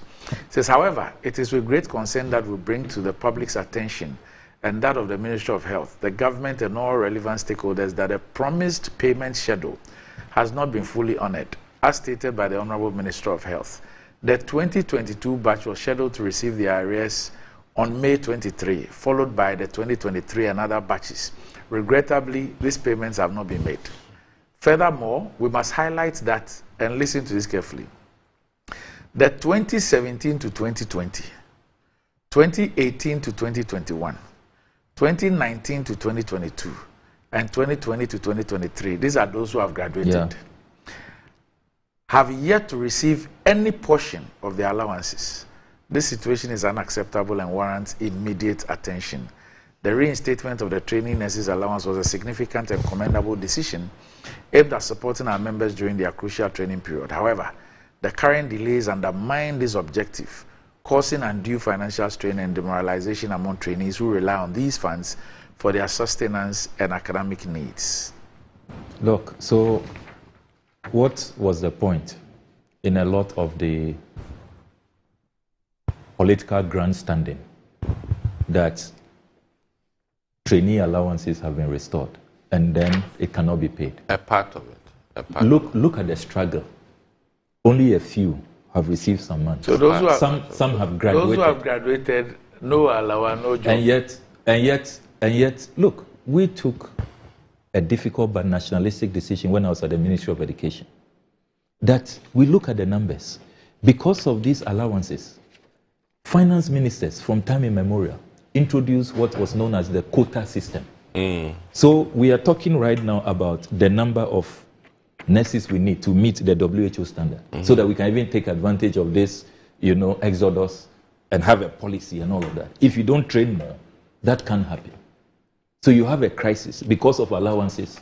They say limit. So every year the Minister of Finance will send the Ministry of Education a letter. This year, this is how many of your trainees we can absorb based on our revenue projections and the state of the economy. So we said that, why keep so many young people at home? Destroy their future. When you can abolish this quota system, let the colleges of education, the nursing training institutes, absorb at full capacity, admit as many students as they can, and then rather let us regulate the school fees. Make sure that you meet Prempark and Co. Get at the time NCTE to have a certain policy where fees cannot go up in any academic year beyond 10%. Regulate the fees. Also make sure that you provide feeding. And then you do away with the allowances so that more can come in. You abolish the quota system. We were crucified.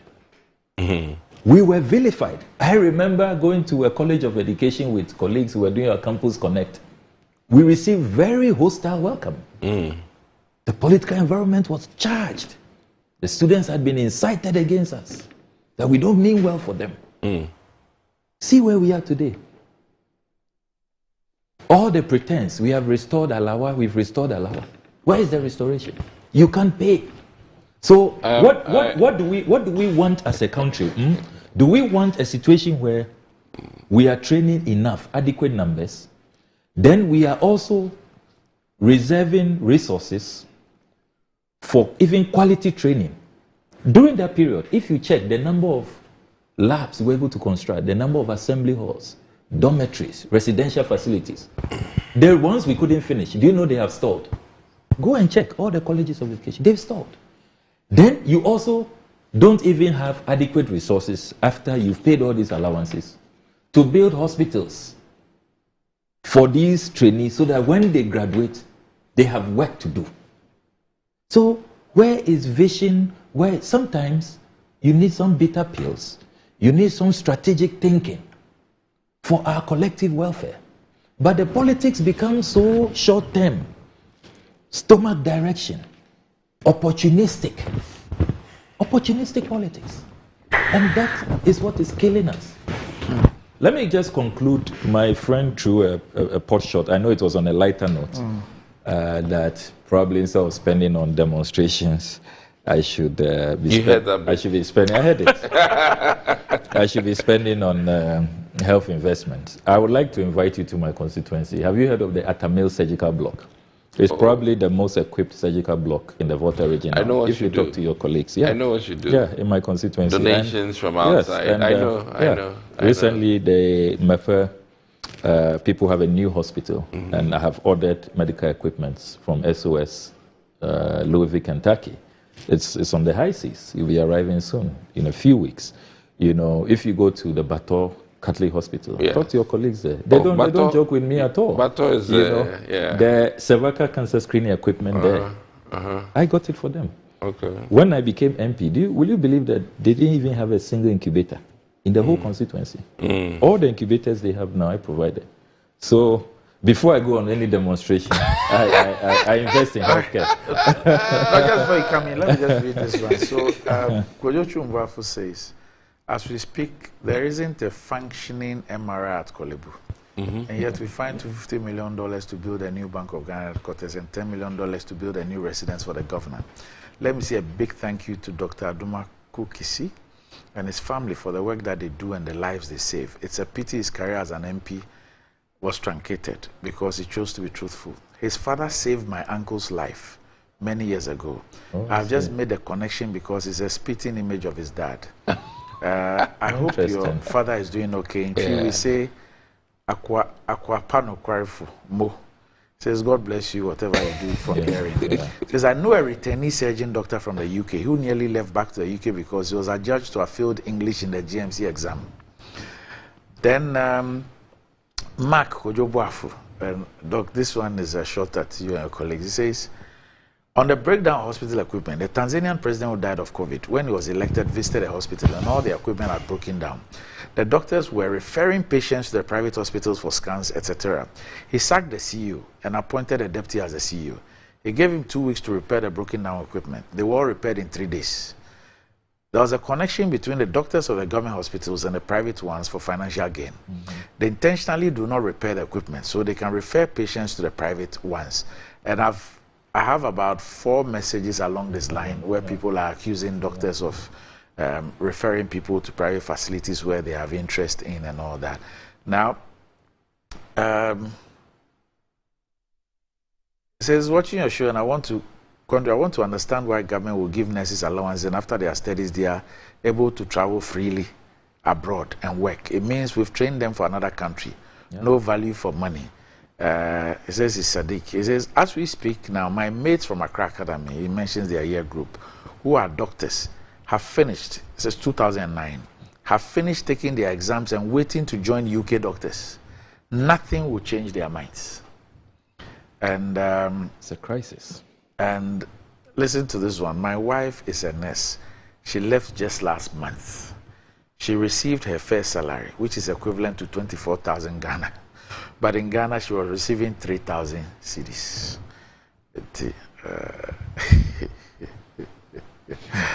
Now, Adelaide, who's been in the healthcare system for a while, says, please tell the honorables to spend some of their campaign monies as donation to hospitals. God will then let them win. He says, we should commend Dr. Kisi Senior and Honorable Junior, because I can attest that they've been champions of fighting to make the healthcare service delivery better from my days at NHIA from 2010. I've had many conversations with both doctors on what is needed to make the sector better. They are very passionate. They can lament for hours, especially Senior, Dr. Senior, on this topic. We need to start listening to these experts. They foresaw these challenges coming, but we didn't give them the platform. So it's not to forget Dr. Edward Mahama. These fine men have excellent brains and ideas that we need to use for our collective benefit. Okay, all right. Okay, so we'll take a break at this point, but we're quite a pathetic lot. We're quite a pathetic lot, and I think that we keep abusing God's mercies. We're back shortly.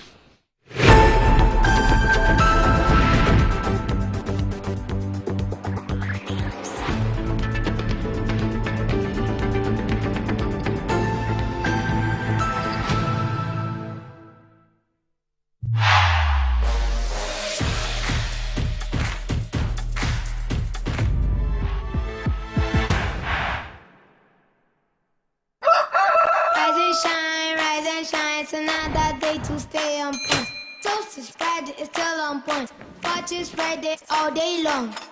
Still on point, yes, it's still on point. It's still on point. Watch is spread, it's still on point. For your bread, it's still creamy. On point. For your toast, it's still on point. It's yummy, delicious. It's still on point. Still on point, yes, it's still on point. It's still on point. Still on point, yes, it's still on point. It's still on point. For your toast, it's still on point. It's still on point. Fortune spread, it's yummy, delicious. It's still on point. Fortune spread, delicious, creamy, and always on point. This advert is FDA approved.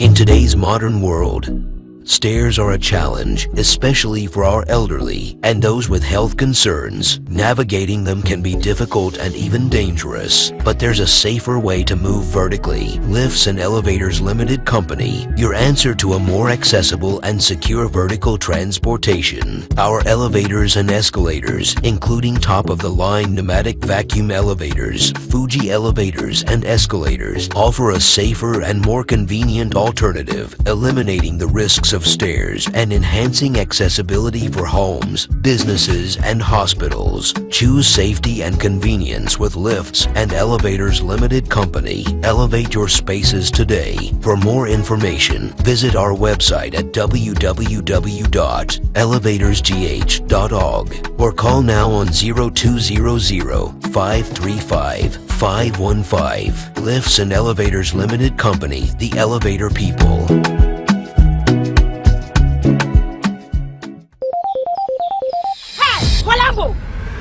I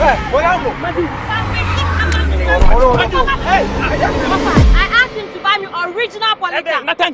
Hey, please don't make mistake. Stop the paparo. Open the back amount. And ye yatro polytank no gala. Ya yatun there. Hey papa. Papa, can ruffle. The polytank is original. The first and the best. What is? Ukota also for dear acrobat using it. Polytank, yes.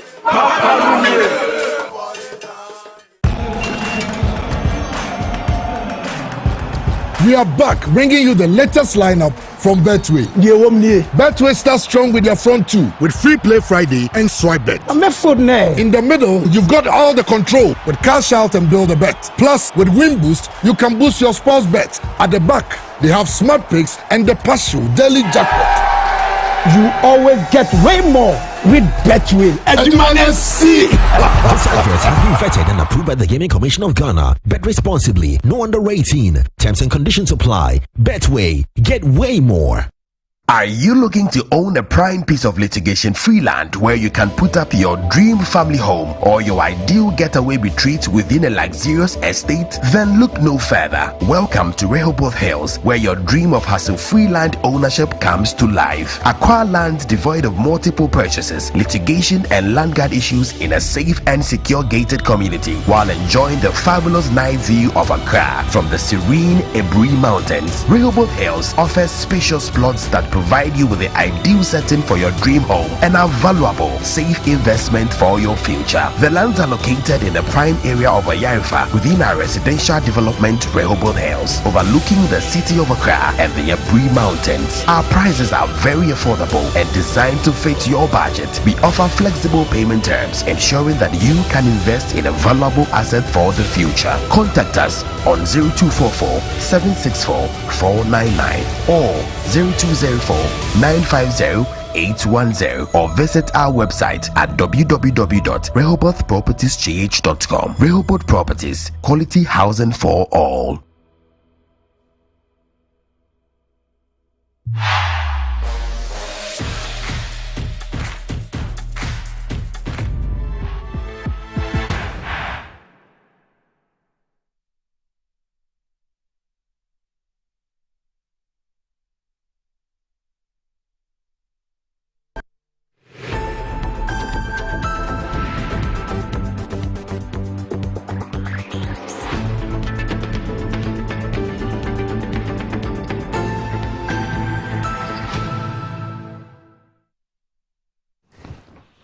Right, welcome back to the show. If you just joined us, this is Morning Ghana Live on Metro TV. Still with me on the show, I have Dr.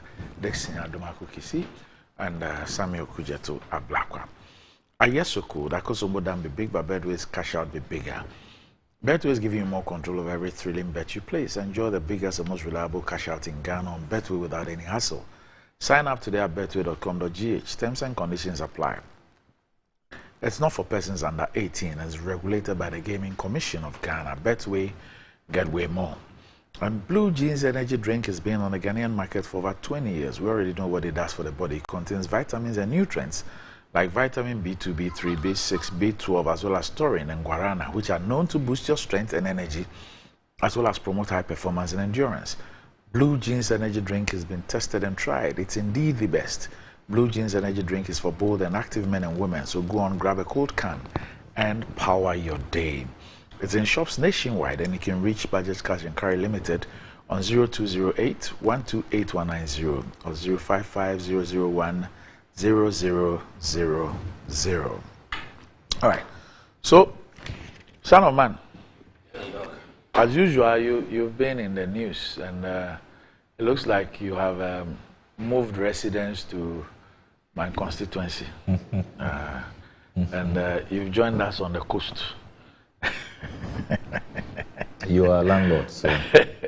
and you were in court this week as well. Yes. What happened in court? I was reading reports that I needed some clarity.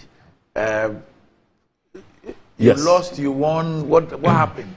Yes. So I was at the appeals court, and the appeal court case relates to the National Cathedral oversight I did, which emerged that Reverend Victor Kusi Boateng apparently had a second identity we all now know the details. Different name, Kwabena Edu Jemfi, different date of birth, 2 years apart, different mother, different TIN, tax identification number, and he has a whole set of companies, about 12 companies under that Kwabena Edu Jemfi name, has another 12 under the Victor Kusi-Boateng identity. I also subsequently discovered that he has secured a diplomatic passport in the name Kwabena Edu Jemfi, which is really shocking because he was appointed to the board as Reverend Victor Kusi-Boateng. Recently, after a long drag, the foreign minister came to Parliament, responded to that question, and confirmed the unimpeachable work we did, confirmed that indeed they issued a diplomatic passport to Reverend Victor Kusi-Boateng in the name Kwabena Edu Jemfi. Did she give a reason why? That it was for the National Cathedral work, and under the law, she has discretion to give passports. But for the name, she said for that one, she only received a request from the National Cathedral Secretariat to issue a passport, a diplomatic passport to Kwabena Edu Jemfi, and she didn't know that that person is the same as Reverend Victor Kusi-Boateng. So she walked a fine line and escaped from Parliament. She didn't want to commit to the double identity scam. Now, you do know that after the expose, I went to Shraj on the 17th of January 2023. He then decided to take me to court on a number of grounds. So there are all kinds of court cases. There is a first contempt of court case, which is what he's appealing against. The one he went to court saying that I should be jailed. He doesn't want to fine money for me, nothing. He wants me jailed for disrespecting what he calls his court documents. Even though it's been clearly, if you read the judgment of the High Court judge, it's been clearly confirmed that those people who came to Metro TV were not bailiffs. And they had no business doing what they did. They should not have accosted me here. They should have gone through the speaker. The Constitution has outlined how members of Parliament are served. So they were rather cautioned that they should not engage in that kind of conduct. And they were, damage was awarded against them. You recall at the time about 10,000 Ghana cedis. So it is that contempt one he's appealing. Okay. Then remember that he also went to the Human Rights Court, that I have violated his privacy by putting out his information on his passport, his Ghana card, his voter ID. Remember that he has 2 voter IDs in Victor Kusi-Boateng, Kwabena Edu Jemfi. I intercepted all of that. So he went to the Human Rights Court that he has a right to privacy, his Ghana card, passport, all of that I have obtained and published, and it should not be allowed, and that I should be injuncted from further talking about him and further disclosing any information about him. He lost that one too. That was the second defeat he suffered.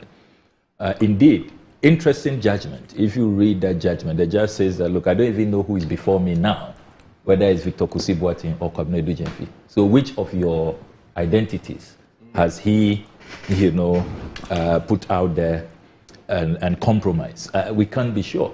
And indeed, his lawyers were advised to give him good counsel, and the judge actually said that his conduct borders on criminality, not my words, the judge's words. Interestingly, he has appealed that one too. Then there's a third case, defamation, where he says, I have defamed him. That is also going on at the High Court. So he's deliberately kept me very busy, going to court virtually every week, sometimes on a daily basis in a week, on these matters. And what is most shocking is that more than a year of all of this abuse of the judicial process and legal harassment, he has never stepped in court once. Can you believe that? Not once. He doesn't have to. Not once. He has legal representation. Not once has he stepped in court. And yet I have to be in court always. You understand some Ghana. Yeah. So the guns have the same. It's a bini hand in your wall and we war. Yo, inu shishin.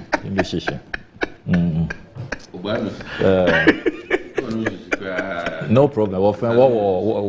No problem. No problem. A war. Right.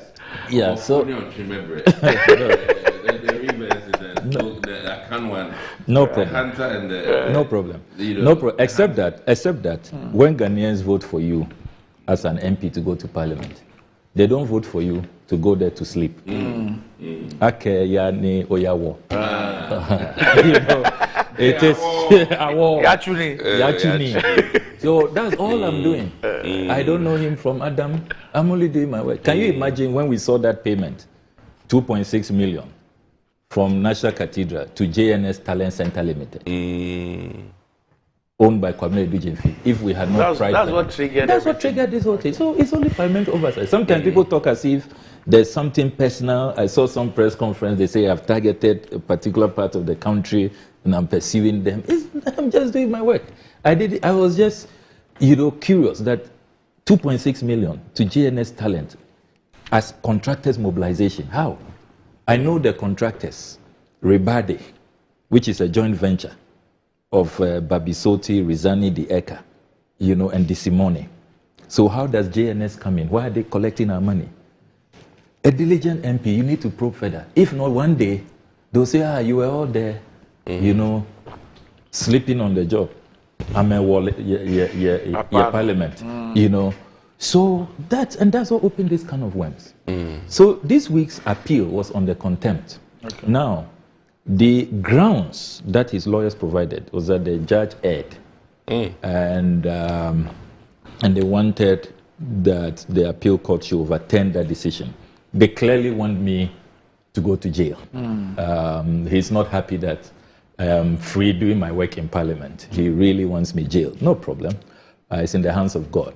But the appeal court said that the grounds were not competent, they were not admissible, and also the grounds affronted the rules of court. So on these three grounds, they were struck out. So that's the third defeat that he has suffered. Now, our lawyers filed a preliminary objection. Because interestingly, last week, it was the Daily Post who broke the story that the panel that was going to hear this appeal, shockingly, in the last minute, the panel was reconstituted. The chair of the panel was changed. The chair of the panel was changed. But most senior appeal court. May I ask you a question? Yeah. In court, what is the case? Who against who? As for your name, I know. Interesting. I'm just curious to know. Brilliant question. Brilliant question. Brilliant question. Is it the state against you? No. Brilliant question. So it is Kwabena Edujemfi. Okay. Kwabena Edujemfi versus Samuel Kudzetobla. Interesting. Okay. Interesting. All right. Very interesting. so brilliant question. So whereas, meanwhile, he has an earlier case in court, I think against TV3, where he used Victor Kusi-Boateng. That is before the expose. He had always been using Victor Kusi-Boateng. But now it is Kwabena Edujemfi versus Samuel Kudzetobla. So you were telling us about the panel. So the panel was reconstituted, rather, bizarrely. And so our lawyers raised a preliminary objection, which was really based on constitutional provisions that it violates our right to a fair trial.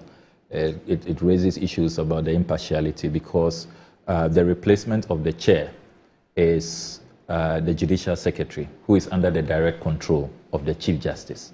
And so concerns were raised by my lawyers, especially when our lawyers say that they have information that the Chief Justice has some proximity with Reverend Victor Kusi-Boateng, a spiritual advisor of a sort. In a rebuttal, is it verified? In a rebuttal, Bobby Banson, the lawyer on the other side, Kusi-Boateng lawyer, said that even if they are church members, he introduced church membership. Even if she was the church member of Kusi-Boateng, it didn't stop her from carrying out her constitutional... Bobby Benson is the lawyer? Is a lawyer for Kusi Boateng. So there's confirmation that she's a church member? Well, Bobby Benson introduced that. He introduced that in his rebuttal. My lawyer said a spiritual advisor. So you're going to stop judges from going to church if you're not careful with it. So the appeal court, the panel ruled that they will not buy that. So your preliminary objection was thrown out? It was thrown out. All right. But the main issue, which is the appeal on the contempt, the grounds have been struck out. But I know that as is consistent with their strategy, they will go back, they will file more appeals, file more cases. They clearly want to keep me hounded. And what is really striking about this whole development is that all the state institutions in our country are telling us that they haven't heard about this matter. What do you mean? Which of the state institutions? But the judiciary is handing you. How come that the Ghana Police Service, at the very least, despite formal petitions from civil society organizations, they have not invited Victor Kusi Boateng. Petitions about what? About the double identity. It's the double identity crime. A high court judge has said that what you are doing borders on criminality. All our state institutions, Ghana Police Service, they haven't heard about this. But we prosecute people with respect to acquisition of passports, fraudulent acquisition of passports. Yes. Only a few weeks ago, our Kasua parliamentary candidate was held overnight because of the spelling error, which she didn't even write. She didn't utter. I think one L instead of two L's. Yes. In spelling her name. Spelling her name. Can you believe that? Overnight. And Kusi Boateng, Edu Jimfi, all these gymnastics, different IDs, diplomatic passport, they haven't invited him for 1 minute. He is such a free man. He calls the shots. He's linked to president, vice president, he's a spiritual advisor. And he's harassing a member of parliament, abusing the judicial process. If you arrived in Ghana today, you would think that I am rather the one who is a criminal who is under trial. Shocking. Shocking. They won't invite him. No prosecution whatsoever. If it was me who have engaged in this conduct, will I be allowed? Now, Doc, there is a latest development on this matter. You know that I petitioned Shraj on the 17th of January 2023. And we have all been asking, how come Shraj is delaying? It's been more than 16 months, what is happening, and all of that. Yesterday, I received this letter from Shraj. And the letter reads, Dear all, in the matter of the Commission on Human Rights and Administrative Justice Act 1993, Act 456, and in the matter of a complaint of corruption, abuse of power, and controversy of Chapter 24 of the 1992 Constitution, between Samuel Kujato Ablakwa, petitioner, and the Minister for Finance, Control Accountant General's Department, National Cathedral Board, Reverend Victor Kusi Boateng, a.k.a. Kwabena Edu Jemfi, JNS Talent Center Limited, Johannes Eshen, Sheila Eshen, who are the respondents. Update on case. We write in reference to the above titled matter before the Commission, and to inform all parties that, save for some information, that the fifth respondent, JNS Talent Center Limited, is yet to provide the Commission investigations on all material issues.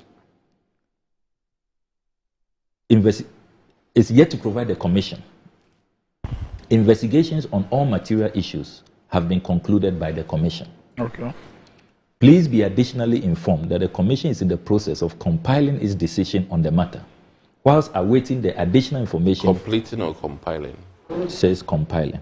It's in the process of compiling its decision on the matter. I think probably writing this report, putting everything together, of compiling its decision on the matter, whilst awaiting the additional information from the fifth respondent, and would communicate its decision thereafter when same is completed. Fifth respondent, that is JNS Talent Center, fifth respondent is informed that if the time given in the reminder to it to provide some specific information elapses, the Commission will proceed and conclude without it. The Commission appreciates the public interest character of this case and thanks all parties for the patience exercised so far, counting on your cooperation. And this is signed by Daniel Afechi, the Principal Registrar for the Commissioner. And the distribution list is attached. The Minister for Finance, Control Accountant General, the Chairperson, National Cathedral Board, Bobby Banson, Esquire, Solicitor for the 4th, 5th, and 6th respondent, and Thaddeus Sorry, Solicitor for the complainant, that is my lawyer. So that is the update. Clearly, it shows that it's JNS Talent Center Limited that has delayed Shraj's work, but Shraj has now given them a deadline. If they don't provide the information Shraj is requesting, they'll go ahead and give their final decision. I think that sometimes our institutions really drag these things. It's been more than a year and a half, but we are, however, reassured that Shraj is coming to an end of its mandate. And I hope that sometimes I hear criticism, they say that, oh, the Northton MP is only happy to be in the media or to rush to social media. He does not invoke state institutions. And I wonder, are these people really following the matters that we raise? Every single matter we have raised, we go to various institutions, either in Parliament, I'll file a question, a motion. I'm interested in getting to the bottom of issues. Or I'll go to Shraj, depending on the nature of the concerns we are raising. So let's wait for the Shraj decision. I think that it will be really epic. It will be of huge interest to the people of this country. Shraj, you remember, dismissed their preliminary objection. They had raised issues of jurisdiction, whether I should even have gone to Shraj in the first place. But that they lost. So in all of this, have you filed a police case? Yes. Where? Yes, the headquarters. And then another civil society group, ASEPA, also filed, went to the police, the headquarters. But yes. Have you heard from the police? No. I would have thought that you file where the issue is. I mean, admittedly, it doesn't have to be at the headquarters. It has to be local, regional, then it goes to headquarters. That's just what I know. No, so maybe by way of advice. Please show me where to go. Show me which of the police stations. No, I'm just saying the Northton police station or where?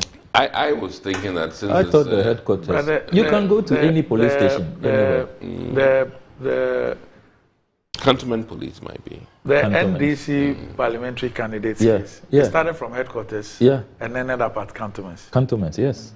She was held at cantonments overnight. Because the passport issue was. They say one L. Even that the name was there. She hadn't changed her date of birth. She didn't say she had a different mother. She didn't have a different tin. She didn't have a different diplomatic passport.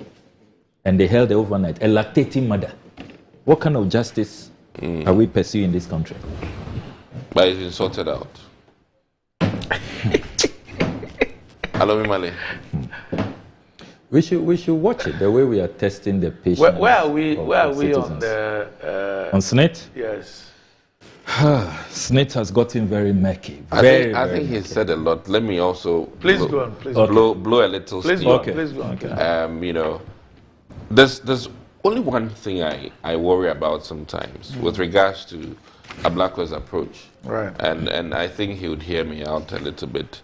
This is not necessarily adversarial, but I think that from a business standpoint, there are limitations in terms of the nitty-gritties of business transactions that necessarily have to come out. And what I mean by that is that certain deals that are even, let me say, correct, appropriate, and transactions that are done from a business standpoint are privileged information, let me put it that way. And as such, are not necessarily to be made public. And I can cite the reason why different shareholders, based on their category, have access to certain levels of business dealings.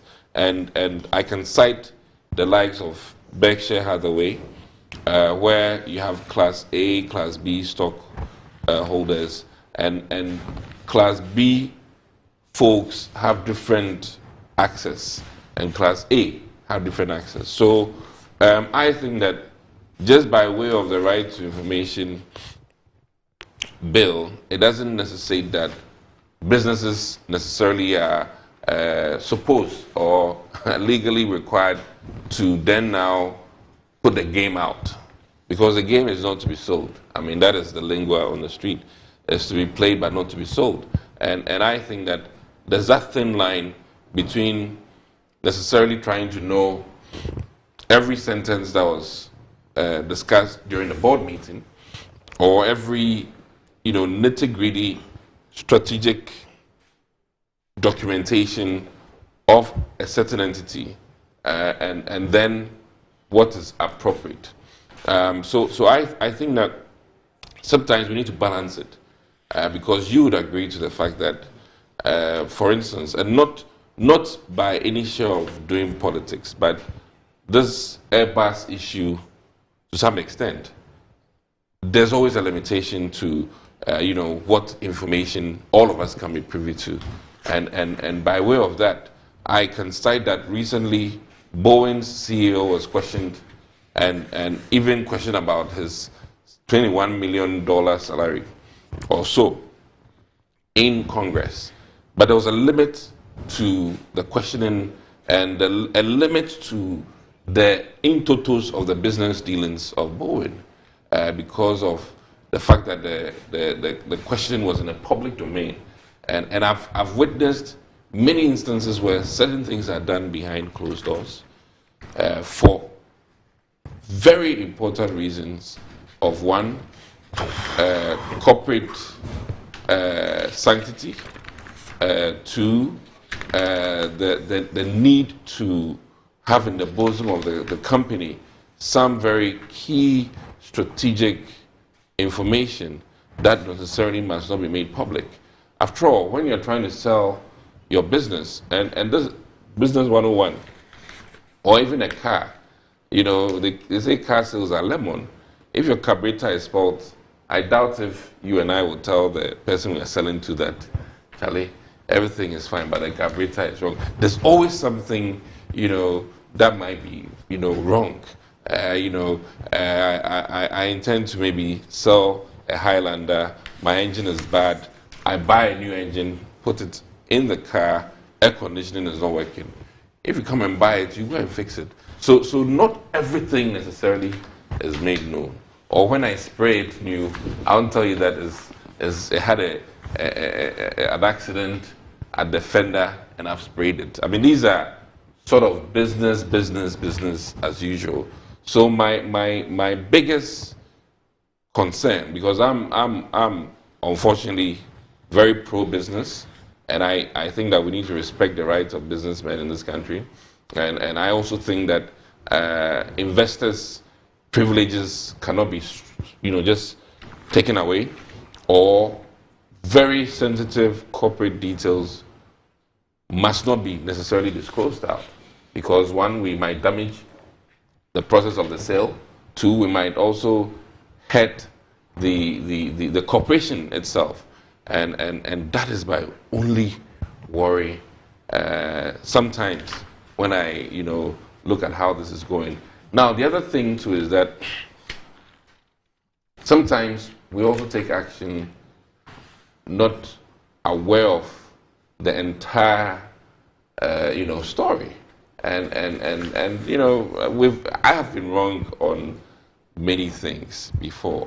I mean, I personally always cite the Buzz Brandon issue, which I think even up till today was one of the most ridiculous things in this country in terms of the inquiry, and I think you can also admit that the Buzz Brandon literally to a large extent was much to do about nothing, And I would only plead that we don't keep parading and going back and forth about issues that really, we should have limitations. If not, then every businessman necessarily would have to then put every sentence of their business transactions out, which isn't the case. Then how do you profit? I mean, if you buy tomatoes in Burkina at 2 Ghana cedis and you come and sell it at 5 Ghana cedis in Wa, and somebody wants to know every bit of your movement before they make a purchase, I think that takes away the businessness and the whole idea of being pro-private enterprise. And that is my worry, especially when it comes to some of your approach.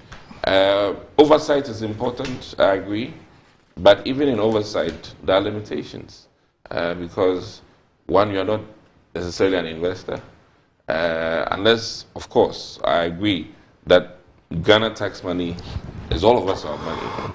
But even in that, I've explained carefully that on a normal day in business, Class A stockholders are privy to more details than Class B and Class C. And this is standard world, dealings. So if you are pro-private enterprise, and all of us know that private enterprise is what is the backbone of many nations and still remains the source of employment for a lot of people. And government cannot do it all alone. And always will be better off in terms of efficiency, in terms of funding sources, to let a lot of things be private. So I love what you do, but I think sometimes we need to be mindful of that thin line between what is privileged information for, investor sake. I mean, there are conferences that stockholders are invited to, and there are conferences that ordinary people will not be invited to because they don't have a stake in it.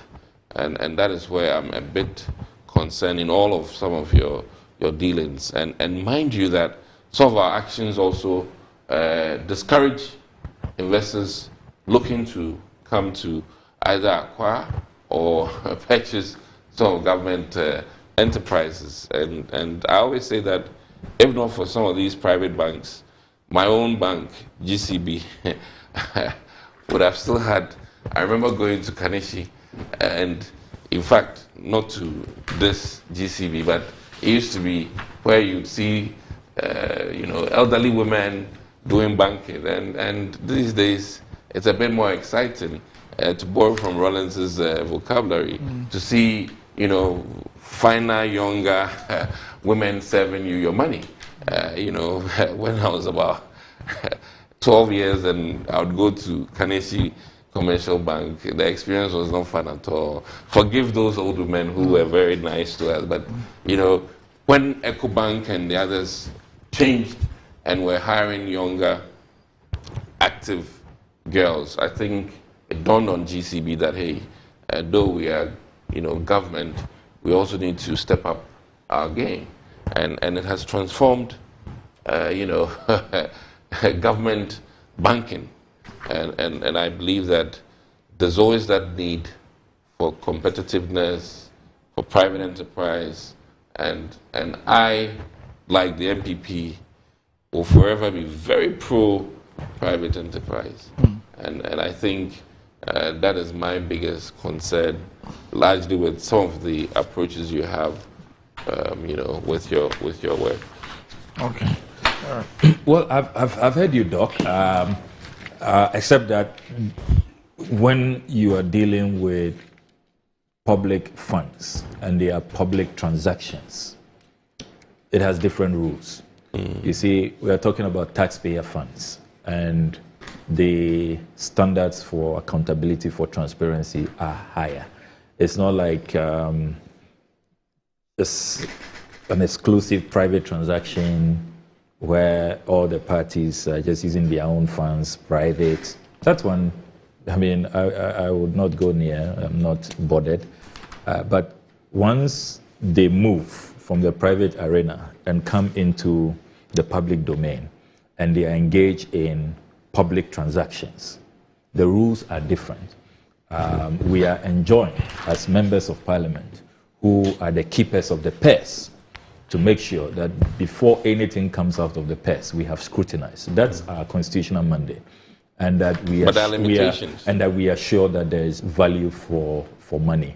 I'm not too sure what these limitations are when you are seeking to protect the public purse. All over the world, there is a greater edge and agitation for openness, for transparency, and for a very deepened accountability process. So I think that we should encourage more of that. If you have nothing to hide and you're a private entity coming into the public space to do public transactions, you should be happy that you are subjected to greater scrutiny.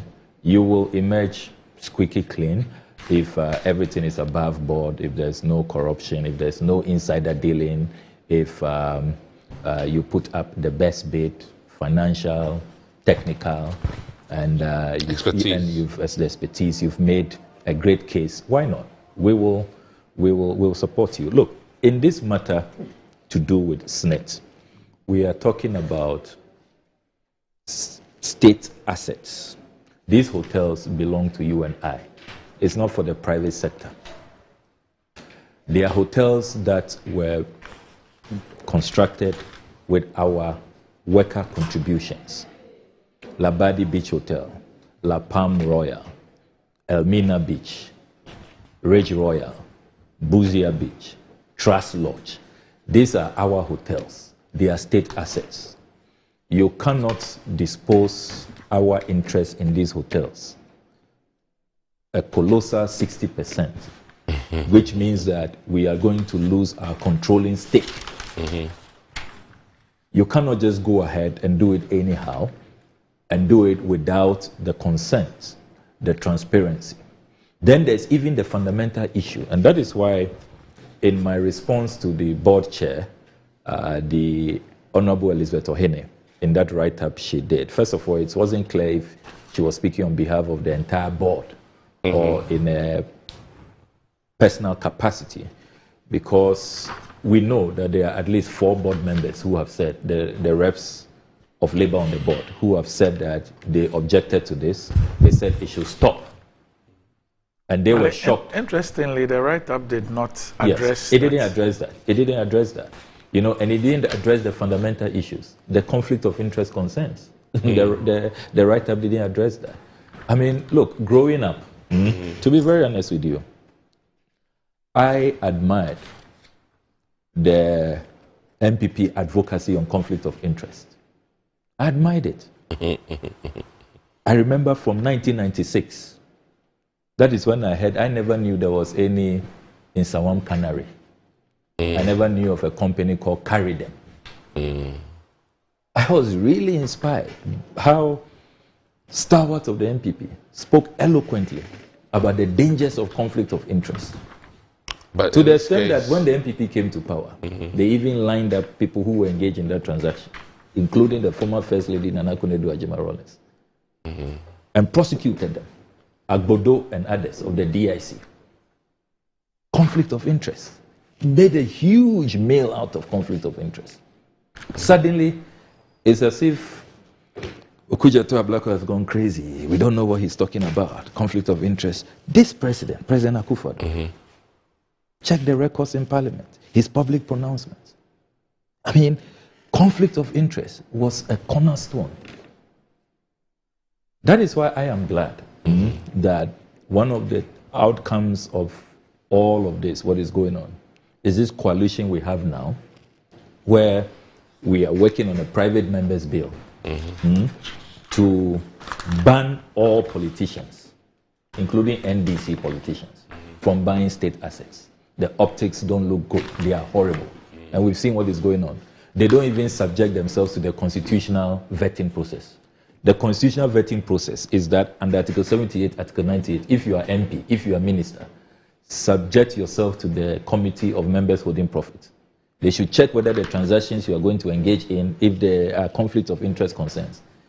If they clear you, then the speaker will give you a certificate. I think people are not complying with this. So look, you'll be amazed how many of these transactions will stop once politicians and politically exposed persons don't go near. No, I think not to cut you, but then almost no congressman will be buying stocks in the US. No, we're talking about state assets. No, I'm talking about state assets. Yes, but you can do your business, but buying stocks, that's not. You can buy your private sector stocks. You can buy stocks in Fannie Mae. You can buy stocks in fact, I'm not sure. I'm not sure there'll be a problem if somebody goes to buy Tesla bonds. Yeah. You can buy Tesla bonds or Dachi bonds. Or Dachi bonds. Yeah. Who has a problem with that? You don't have a problem with that. Yeah, we're talking about state assets. Now, what is emerging is that this whole SNIT hotel sale is murkier than we ever thought. Tell me more. We have always been told that the Honorable Brad Champon, his Rock City offer was the highest. Okay. And that offer, the intercepted memos which I put out, I've published, his offer is $61 million. No. $61 million. That's the Brad Champon offer, $61 million. Even though, according to SNIT's own valuation, it should be $121 million for the 4 hotels.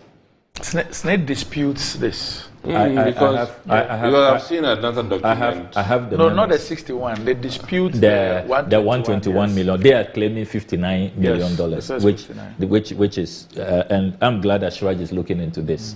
And Shiraj has all the documents that are intercepted. We'll know the truth. And look, SNIT has been lying all the way, right from the beginning. You remember their 19th May statement, where they sought to create the impression that all these hotels are not doing well, they need profitability, efficiency, and all of that. Until I intercepted the Deloitte financial statements on Labadi, which proved that Labadi is so profitable. Then they started saying, oh, okay, it's only Labadi. So Labadi is profitable. Why are you selling it? And the board chair doesn't address that. What is the business case? What is the justification for selling a profitable hotel? Now, the point I was making, now the former MPP chairman has told us that his 33 or 34-year-old son, as he put it, that's a hearsay. He put in a bid of between $150 to $200 million. Who said that? Mr. Freddie Blay. Remember that one of the matters that I have put out. First, I revealed that they were behind the beachfront encroachment at Labadi Beach Hotel. Then I also later on revealed that they are not telling us, but they also put in a bid. Earlier, when he did the first interview, he said, oh, they are not interested in the hotel. And I had to expose that I have gone for the incorporation documents of all those who took part in the bid. Your son is the director of Spartan Ives. Spartan Ives put in a bid. They were one of the 6 shortlisted. So that's what then compelled him to say, well, we put in $150 to $200 million bid, but we were not. SNIT said they will give it to Rock City. Now, where does that put all of this claim that the Rock City bid was the highest bid? I thought Rock City was 185. No, it's 61. 61 million. Is it confirmed? Yes. Because I've seen another 61. document where it was 185. Even the SNIT statement rather disputes the 121. The SNIT statement confirms the $61 million, but they tried to dispute the $121 million to make the point that it valuation. It was at least $2 million more than the valuation, which is not accurate. So here we are. We have a murky situation. Freddie Blay is telling us that there was a much higher offer, far higher than the $61 million from Rock City. Then, after I was dead by the Honorable Brad Champon, I had no option than to put out the filings at GRA. We now know that Rock City didn't file its annual tax returns in 2021 and 2022. So the question that arises, it's not unusual. Is where did they get their tax clearance certificate from?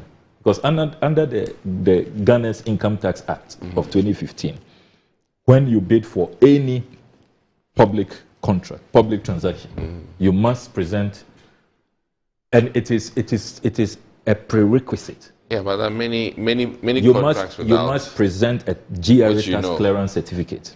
Now, we know that they couldn't have presented a valid tax clearance certificate because they filed their taxes later after my expose. Then they went to Shraj on the 23rd of May. They went to GRA, pardon me, on the 23rd of May to now file their tax returns. So what year? So what I have done, this year, May 2024. No. Tax return for which year? May 2024 for 2022, and then But the bid was in May 2023 for 2021. The bid was in 2022. Yes, in March 2022. In March 2022. Yes, that's a. It is you are confusing the selection of the transaction advisor. It's a transaction advisor which happened earlier in 2018, and that's what SEM Capital emerged as the transaction advisors, for which we are paying $491,000. So things were not put in 2020. No. And in 20, because I and even in 2020 he wouldn't have even qualified because if you look at what SNIT advertised, they say you must have at least 3 years of having been in the States of operations, and Rock City started operations in 2019, so they qualified and they started paying taxes or started filing, I should say. They didn't really. It started filing in 2021. If you look at the GRA. Document I have. That you have. Yeah. So what I have done this week, Doc, is that based on the latest developments, I have filed an RTI request. Okay. To SNET, dated 24th June 2024. Request for information pursuant to Article 21F of the 1992 Constitution and the Right to Information Act 2019, Act 989. I hereby request the following information. 1. Evidence that Rock City Hotel Limited with registration number CS0752622016 bid for SNIT's hotels compliant with the Income Tax Act 2015, Act 896, and SNIT's own pre-qualification criteria as advertised for project number GRSSNITCS0012022, which mandated all bidders to present a valid Ghana Revenue Authority tax clearance certificate. This request has become imperative considering that Rock City's record at GRA, which is now available to me, incontrovertibly confirms that Rock City did not file its annual tax returns in the fiscal years of 2021 and 2022. Indeed, Rock City's attempt to file their annual tax returns for the years in issue were carried out belatedly in 2023 and 2024 respectively, long after SNACE's advertised deadline of 23rd March 2022. The unimpeachable records also show that Rock City was fined an amount of 4,390 Ghana cedis by GRA as penalty for filing the 2022 tax returns 2 years late, that is on May 23, 2024. 2. In addition, I duly request for a copy of the tender evaluation report on the sale of SNACE's 60% share in Labadi Beach Hotel, La Palm Royal Beach Resort, Ridge Royal Hotel, Elmina Beach Resort, Buzia Beach Resort, and Trust Lodge Limited. 3. I hereby also request minutes of the evaluation committee meetings. I'm hopeful that this right to information request will receive lawful compliance and an expedited response to enable me continue with my constitutional mandate of parliamentary oversight. Kindly take note that I shall not hesitate to explore all legal options available to me under the Right to Information Act 2019, Act 989, if these requests are not granted within the legally stipulated time. Sincerely, Samuel Kujato Ablakwa, MP for North Town. So we are waiting for SNET's response to this because particularly for the tender evaluation report and the minutes of the tender committee meetings, it's become even more crucial now with all the counterclaims.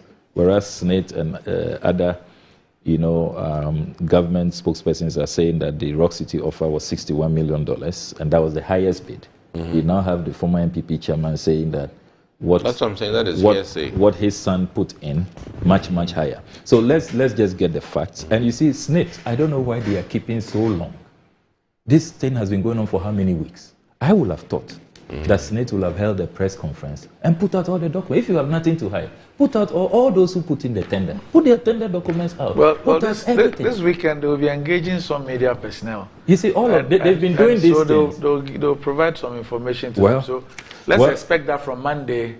Well, perhaps we'll find some information in there. Now, let me conclude on the much anticipated meeting of the president and organized labor, which took place on the 25th. So they've met? They have met. That's on Tuesday? Yes, on Tuesday. Tuesday evening, they met. The meeting started at 4 p.m. It went deep into the night. Organized labor is shocked at the attempt by the president to defend this transaction. Really? And to refuse to step in and stop it. Everybody is shocked. So that is why after the meeting, I put out a post that I am now convinced that President Akufo-Addo is the chief architect of the ongoing state capture. Oh, why? Chief architect. How do you say that? He is. Look. What makes this is a matter that immediately look at the scandals surrounding this matter. Where are the scandals? I mean, that's where I'm a bit. The conflict of interest, the violations of Article 78, violations of Article 98. No, you have to be clear. Why are you selling a profitable hotel? And organized labor, organized labor has said that this transaction they don't agree. So with there shouldn't ever be corporate takeovers. Look at the corporate because you are making profit. Can I conclude? No, I'm just. So that one is not an argument. Look at the breach of our procurement laws. The breach of the Income Tax Act, the uproar. Look, everybody who has spoken on this matter, from civil society, academia, organized labor, the chiefs. When was the last time you saw chiefs leading a demonstration? Did you see the thousands who poured out? I am even wondering, and please let me ask you that question carefully. I have serious respect for our chiefs, but just curious. Once government owns the land, because I believe that is government land at the moment. Which land? The hotels, right? I'm curious. It's not government land. The La General. La Badi. I'm curious. If it is government land, why did the Blay family not come to government? Why are they saying they went to see La Traditional Council to take over the beachfront? I'm asking you. It's not the beachfront I'm talking about. I'm talking about the hotel. It's not government land. It's not. It's not. Okay. I was just curious. It's not. Yeah. And don't waste in the case of the Blay family. Can I ask? So look, Doc.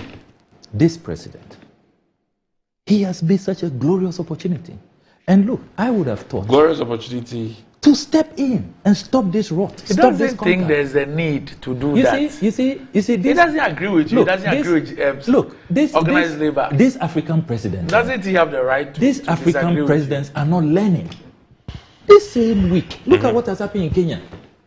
President Ruto said, those demonstrating, you saw his first press conference, they are criminals, they are armed robbers, we won't listen to you, go to hell. He underestimated the power of the masses.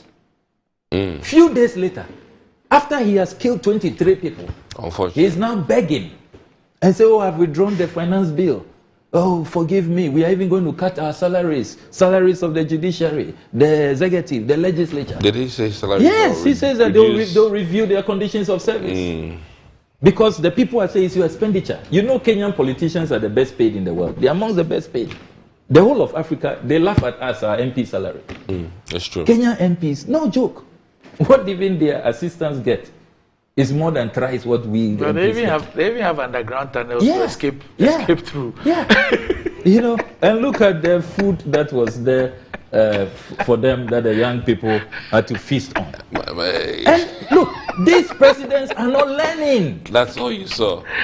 They are not learning. The food that the guys. Why do African presidents keep underestimating the power of the masses? Let me learn to manage the anger of the people. Let's go. That's okay. I mean, it's more shocking. Look, Doc, have you followed the other exposés I've put out on state capture? Are you aware the Parks and Gardens land is going? Are you aware? They were at work. They were at work a few weeks ago. The one around Wyek? Yes. Okay. 10.8 acres. Okay. Even the colonialists on 2nd October 1952 knew that we would need a green belt. We will need to. Ghana should not become a concrete jungle. They've sold it. Some, and again, these reverend ministers, with all respect to our reverend ministers, a reverend minister called Reverend Ezekiel shows up. Reverend what? Ezekiel. Okay. That he's the new owner. He represents Danny Ike. Who's who? Danny Ike Real Estate Development Limited. And he even has the nerve to drag them to court. He sent them to court. Okay. That he wants it. Ezekiel in the Old Testament. Yeah. Okay. Right. Reverend Ezekiel. Can you believe that? Okay. Then Boston Institute Lands, the vice president senior advisor, is also in a major legal fight. That's by Jack and Jill. Jack and Jill. Okay. It's also gone. He sent national security operatives to break the wall. Huh? But I salute the Ghana Prison Service. They are fighting tooth and nail to protect their land. So they are the appeal court. Hey. I mean, same government, all appointees of President Akufo-Addo. There is no adult, no more Beshia. No adult in the room. Same government. Right. Parks and Gardens land at Wa is gone. I put out the Wa? section. Yes. The regional minister, regional head of RECSEC, he thought that he's intervening, he's moving to stop the encroachment, only to get a letter from the Lands Commissioner, hey, regional minister, back off. We have sold. We have sold. Just back off. The people who have legal title, please stay in your office. Can you believe that? What is happening in this country? Yeah, what? Okay. What is happening in this country? Okay. You know the barracks, prisons barracks, at the Osu roundabout. Yeah. Under a so-called PPP arrangement. They are preparing to move out the prison, and the junior ranks are so furious. All right. I mean, what's happening in this country? Total state capture. Okay. And the president will we're just preparing for the rapture. The president should wait for the Central Region chiefs have called us. They say they want a bigger showdown than the Accra one. Right. So yes, that will be phase 2 of hands off. Yeah, for Elmina and Ridge Royal. Hands off. Since the president doesn't want to listen. But before in your previous role as a preacher of the gospel, yes, I'm sure that you are fully aware of the second coming of Christ. Yes, okay. But there was no timeline. Since you become a politician, you are a reverend at some point. You have lost the gift of the gift of prophecy and everything. You've lost it. I don't get it. No. Okay. So the others who have seen that rapture is just around the corner. Yeah. You mean the end of the world? So they will carry all these lands to the rapture. All must go. They didn't read the Bible that says that what shall it profit a man? He told that rich man, you fool. Tomorrow your soul will be requested. What will be the use if Christ is coming tomorrow? That you are amassing in the Bible. You are amassing all this wealth. This is headline. You fool. Preacher. You fool. You don't know that you don't control your soul. That tomorrow your soul shall be requested from your hand. The more reason, if we are conscious of rapture, we will stop all this amassing, all this accumulation. We will stop it. If we are really Christians concerned about our soul, what shall it profit a man if he gains the whole world and lose his own soul? What shall it profit a man? What shall it profit a man? To build a cathedral. What shall it profit a man? To build a cathedral. A corrupt cathedral, $58.1 million. No value for money. I said. Up next, GMG Trends.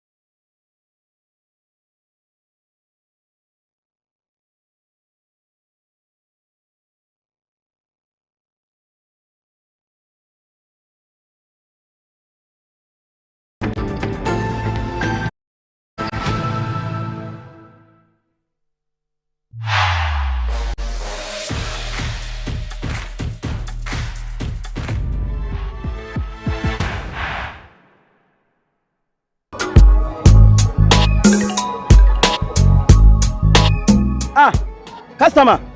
Adana, who say?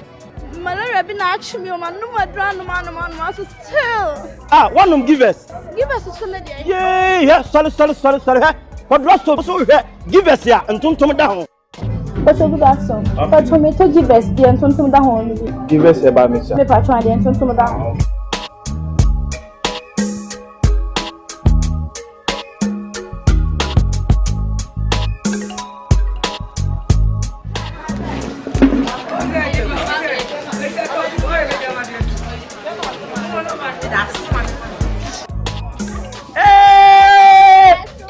Customer. Give us a turn down. Back.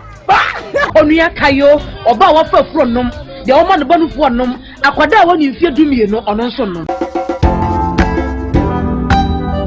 The journey of 1,000 miles begins with a step. The journey continues, but becoming that phenomenal lady doesn't happen in a day. It takes courage and refusing to settle for less. This season, on the PL show, it gets much more diverse. Engaging and impactful. This is the PL show. We paint the perfect picture of pain, sleepless nights, hard work, and of course, the ultimate breathtaking view from the mountaintop. Success. Successful ladies from all walks of life doing amazing things and positively effective change in their respective fields. And as you know, we share all these with you, our ardent follower, to help you navigate that journey and also come out strong and phenomenal. This is the PL show. It's brought to you by Kel Charcoal, Kel 360 and Kel Kicks Toothpaste. Kel, happy smile.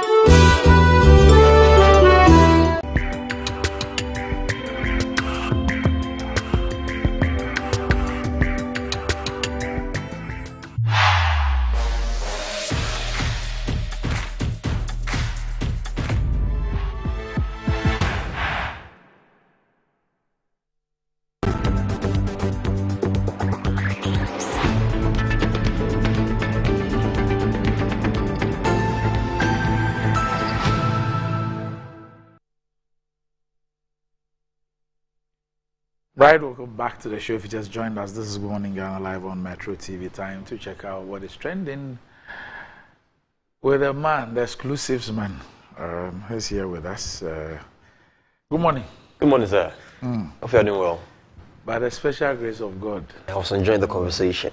You know, the funny thing, so when Kenya's president, Ruto, said that they were withdrawing from declining from signing the financial bill in Parliament. Yes. You know that interestingly, according to what I'm picking from our colleague journalists in Kenya, it's only for 21 days. You've done what? It's only for 21 days. I don't understand. Okay. So apparently, government itself in their caucus meeting are deciding to just say we are declining for 21 days to cool down nerves, and they'll talk about it again in Parliament. Oh, you can't. Yes. You see what I'm getting? As for Parliament, it has approved it. Yes. It's left with his signature. That's what he says he won't do. You see, but it's about time. The guys are not satisfied. They say he must go now, so they are escalating it. I just hope it doesn't happen here in Ghana. But you see the ages of those who have died between 17 and 19. Gen Zs, hungry. They are hungry for things to be done right. It reminds me of the phase of the country. You know, when it started, it was just young people. Kali J was now out of the university, very young. And it happened, but then later it became political, so you had to just lay back. Anyways, I'm excited this morning to basketball lovers. You know, LeBron James has been, I've been waiting. No, he spoke about the fact that he wanted to play with his son before he retires. And just yesterday, they were doing the drafting. And his son got drafted by Lakers. Whoa. Can you imagine? This is like a beautiful legacy being done right there. Yes, right now, Brody will play with LeBron come this season. I'm excited about that. Absolutely excited. Yes, I've been waiting. I have a feeling there's a reason why he hasn't retired. That's history right there. The first time having father and son play together simultaneously. That's good.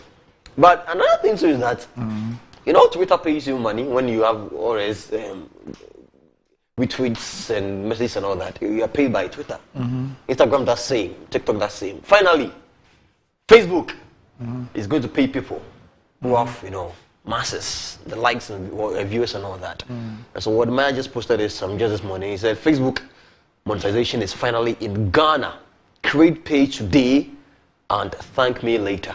And so yes, it's not just Ghana, Nigeria. Okay. So right now, if you have a huge following on Facebook and your videos are being watched, you get to be paid. People are making a lot of money. I haven't just bought a house and a car just 2 months ago. Okay. Lambo, not just in a car, but a Lambo. But it's money from YouTube streams. Okay. So yes, maybe I might just. So more money for Good Morning Ghana. Exactly. Yeah. Because the views on Good Morning Ghana is something else. So I know that we thank our audience. Yes, amazing audience you have. Yeah. Some time ago, the day I came to do trends, and I was somewhere in Osu. Somebody saw me there. I was like, we have been watching Good Morning Ghana. Like, relax, relax. I don't have anything. Relax, relax a lot. But tomorrow is 29th. Yes. The big day for Desmond. Kreku Danso. Yes, the big day for the man. Forever Danso. So we are all going there. We are all going there. Where is that video, crowd? We're going to 10 Kumasi upside down. Yes, we are coming our numbers. It's going to be a very long day tomorrow. And so if you're in Kumasi, maybe you never know. Might have bodyguards at the gates. You never know. Oh, no bodyguards. Oh, we might have bodyguards. Because no, this one is a celebrity. And the number of ladies who might come in. Is a people's man. Yes. He's a man of the masses. And I'm wondering how many hats got broken when the flag came out for the wedding. So maybe tomorrow he might need somebody at the gate to make sure that thing happens. But yes, it's Friday and I didn't bore you so much. These are just some of the big stories out there this morning. Yeah, and Occupy the presidency is still trending. The young people are still related to what is happening in Kenya. So that could happen here in Ghana. Yes, and so we just have to be careful. Governments, be careful what you're playing with us and all that. I see. Yes. I see. The video is here. Yes, this is it. Love not catching before. The smiling is different. It's not the usual smiles. Is that the Broken Heart started from Ignite Media? I have no idea what that's where the Broken Heart started from. Okay, I'm not here. I don't mean. But that's what I heard. That's what you heard. I heard at the car park. Okay. That's what I heard at the car park. Broken Heart. Whether it's true or not, I don't know. Okay, I also don't know. I have no idea about it. But we can just Annie told me. And Annie has information. Yeah, she told me. Okay, I think I'll have to go next year because I have no idea what is happening in there. I'm just happy for the young man, taking after his. That's why he had to take an early leave.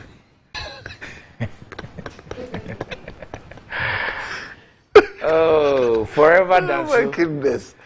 Yes, forever dance. So tomorrow, all roads will lead to Kumasi. Yes. Yeah. I've been to Kumasi just once. In your life? In my life. Just once.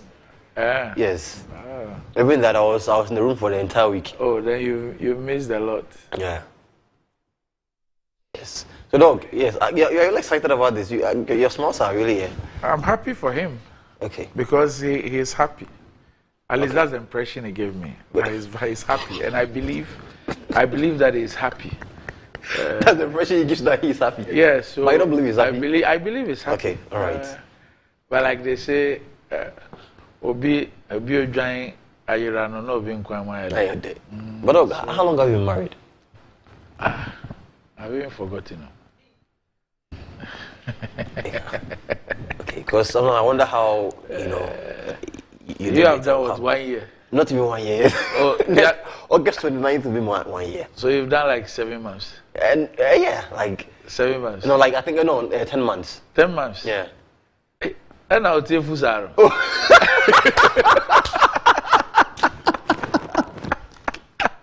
It's a cycle, don't worry. No, Utuno Fusa, bedroom will be that for the Sakura.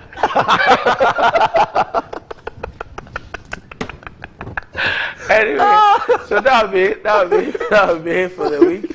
Thanks for joining us on the show. And up next is Metro Sports.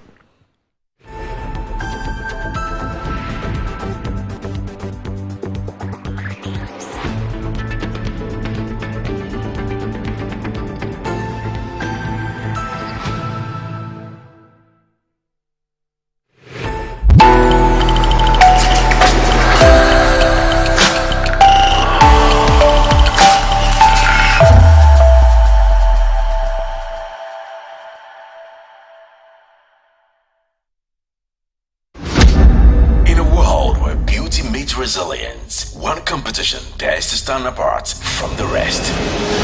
Welcome to the Model International, a reality show like no other. This is a show that tests every aspect of a model, including her fears. The Model International is here to unearth a true fashion model in every sense of the word. Models will be judged by renowned and experienced fashion and modeling icons. For 13 weeks, every Saturday at 8 p.m., witness a diverse group of aspiring models from Ghana, Nigeria, and Liberia, each with a unique story to tell and a passion for the world of fashion.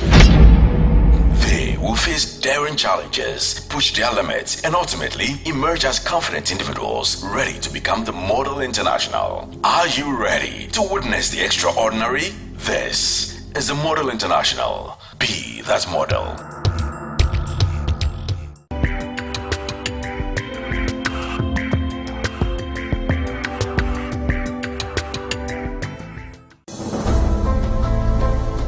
The law is pertinent to every aspect of our lives, and so lawyers must not be the backup plan for the rainy day only. Nothing received from a client should. A lawyer has a right to terminate your engagement.